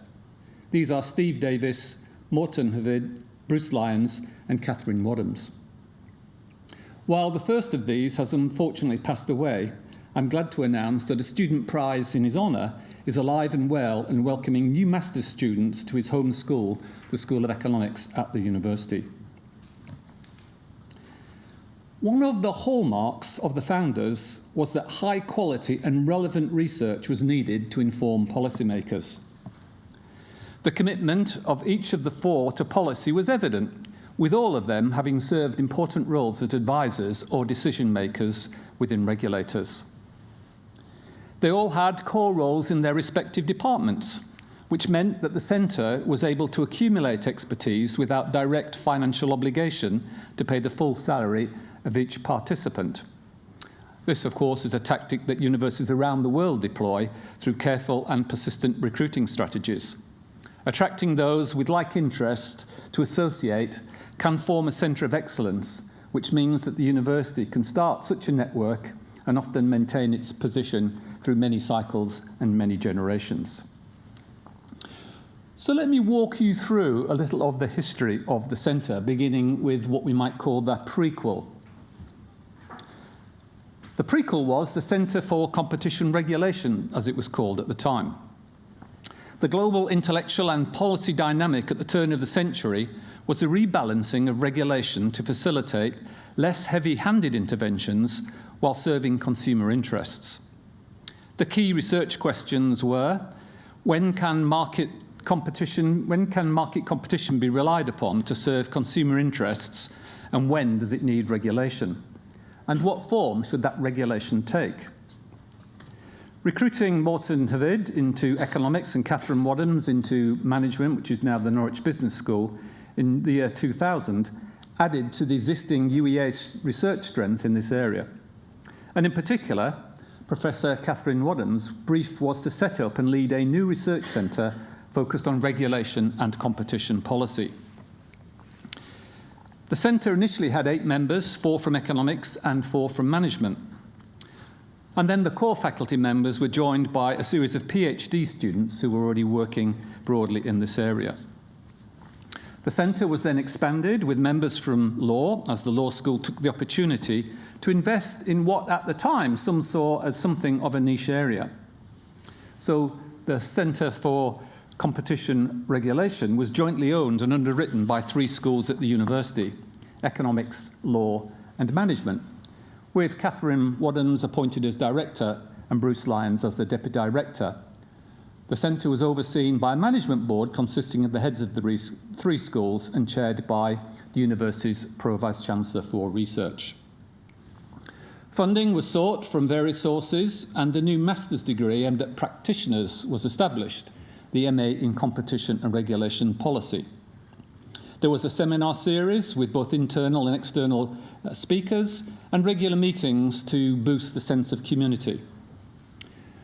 The core members already had established academic reputations and were all well known in policy circles from the very beginning.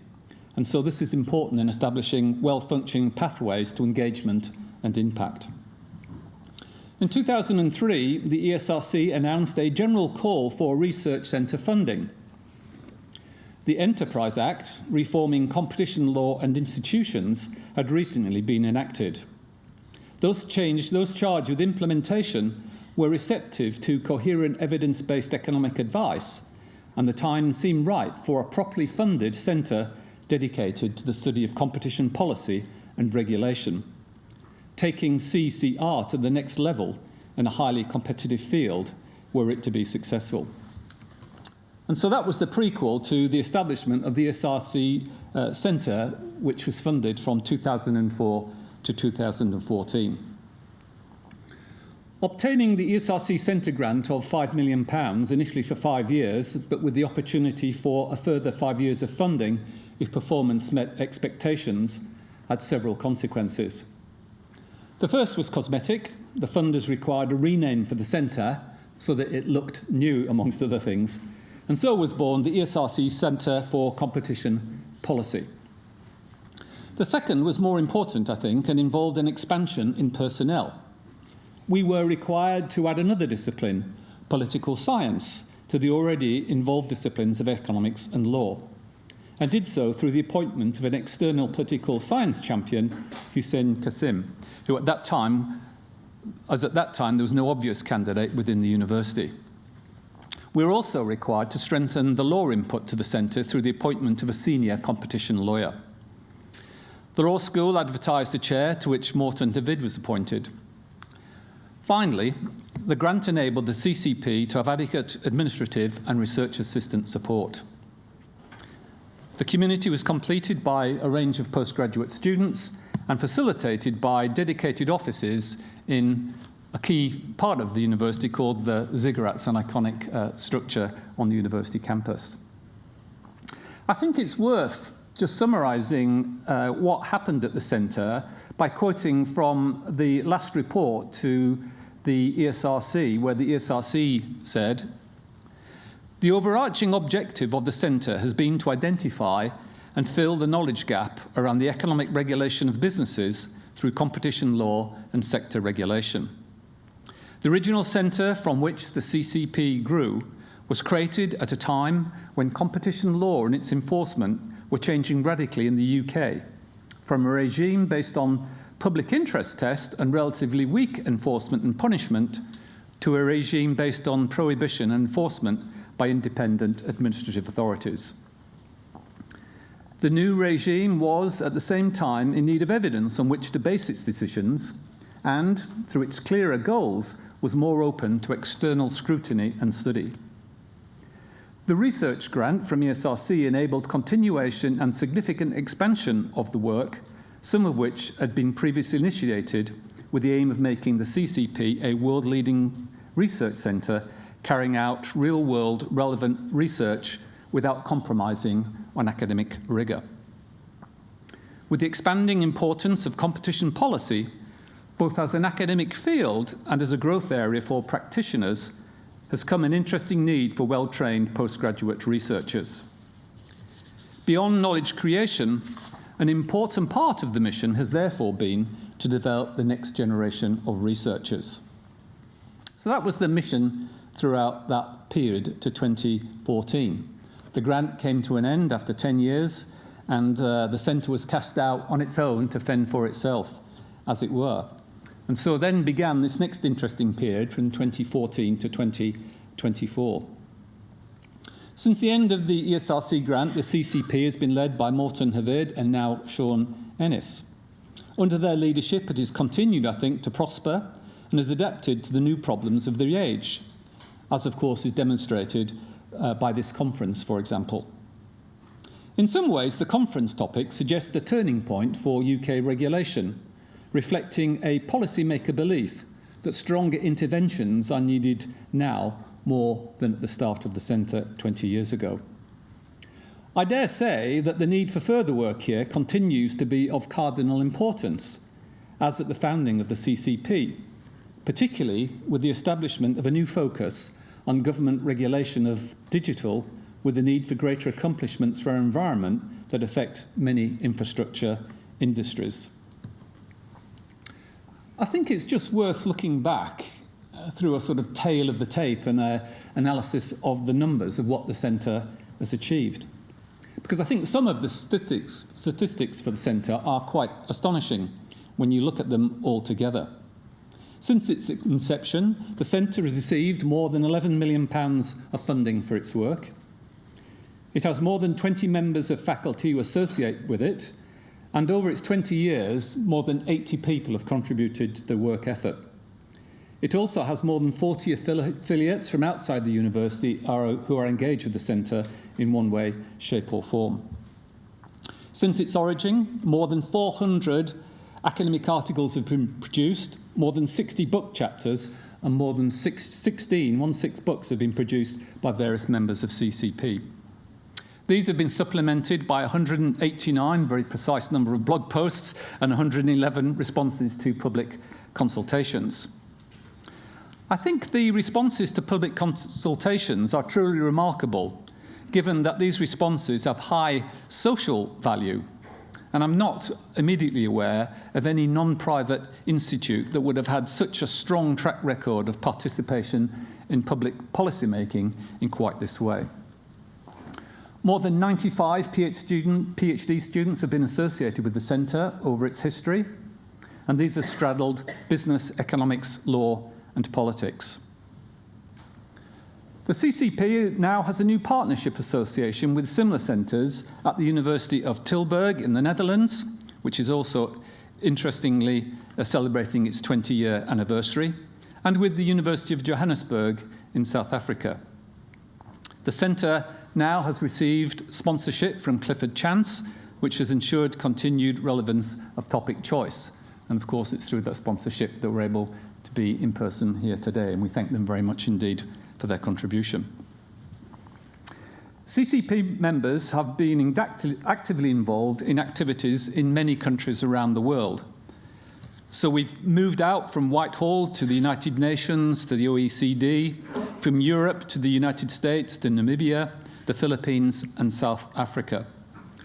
The centre has been active in helping government officials to resolve their immediate needs in many different ways. My firm belief is that at a time when the UK needs to emphasise its soft power, the CCP can be one of the instruments to do so. CCP members are deeply involved in Brussels, in the OECD, and in many foreign countries around the world. It also has a really valued advisory board, which will be meeting right after lunch today, and on which we have a fantastic and dedicated set of advisors to further keep the centre on track. Today, this is chaired by Tom Sharp, a renowned barrister and King's Counsel, specialised in competition law and a former academic himself. And so I do thank all of the centre supporters and sponsors, including Clifford Chance, for their commitment and energy for maintaining the excellence of this institution. Let me now draw my remarks to a close.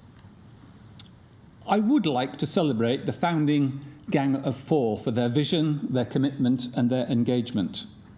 I further thank all of those who've continued through their own efforts to ensure the ongoing success of this important institution. As with any group of people, each has had their own special sauce that they've brought to the party, so to speak. Between them, they and the institution they have created have had a substantial impact throughout the realm of regulated sectors and competition law. Even the Digital Markets Competition and Consumer Act that recently passed into law in the UK Houses of Parliament has parts of the legislation bearing the stamp of CCP personalities. It was a follow-up in some respects to the key digital report prepared for government and co-written by our own CCP Deputy Director, Professor Amelia Fletcher. Today, I wish to celebrate in particular the entire group of founders who were so selfless and who created and led the CCP, informed policy and influenced so many lives positively along the way. I think that there are many people who can testify to their remarkable talent in bringing together competing interests and treating them rigorously and fairly. Perhaps I might ask that those who are with us today could stand up. Morton Havid and Catherine Wallens, if you wouldn't mind, thank you. And I believe that Bruce Lyons may well be in the audience online. Could I perhaps ask all people who are here today just to acknowledge them and all the current staff and past staff at the Centre for an amazing achievement in getting the Centre through 20 years and looking forward to the next 20 years, I hope.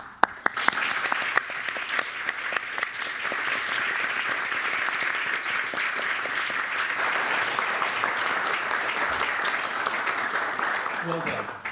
And then just in final closing, a nod to the future.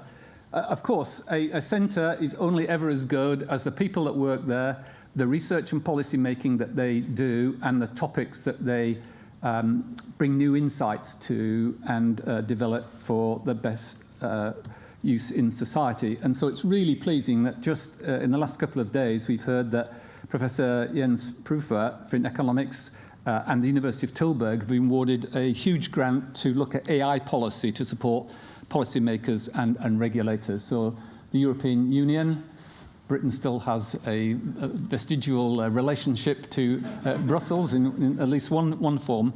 The EU have provided a sum of 3 million euros to support further ongoing research in a really important topic. So at least for the next while, the centre will be in great help. It's got great leadership and great people who work there. So I'm very pleased that it will continue to go from strength to strength.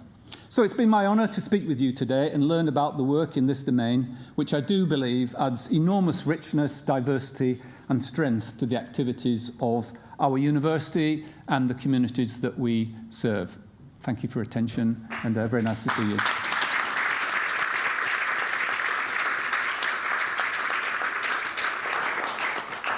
Thank you, Vice-Chancellor, for those very generous words. And if I might just add, one of the great things about being part of CCP is that it feels like a big family. And by that, I don't just mean those of us in Norwich. I mean our alumni, our former colleagues, our co-authors across the UK and across the world. And I think that's very much reflected in the panels we've had today and yesterday. You're all part of our family. Before we break for lunch, can I just remind you that the next session will start at 12:30, and also that at the end of the conference there will be a drinks reception from 5:15. Thanks very much, everyone.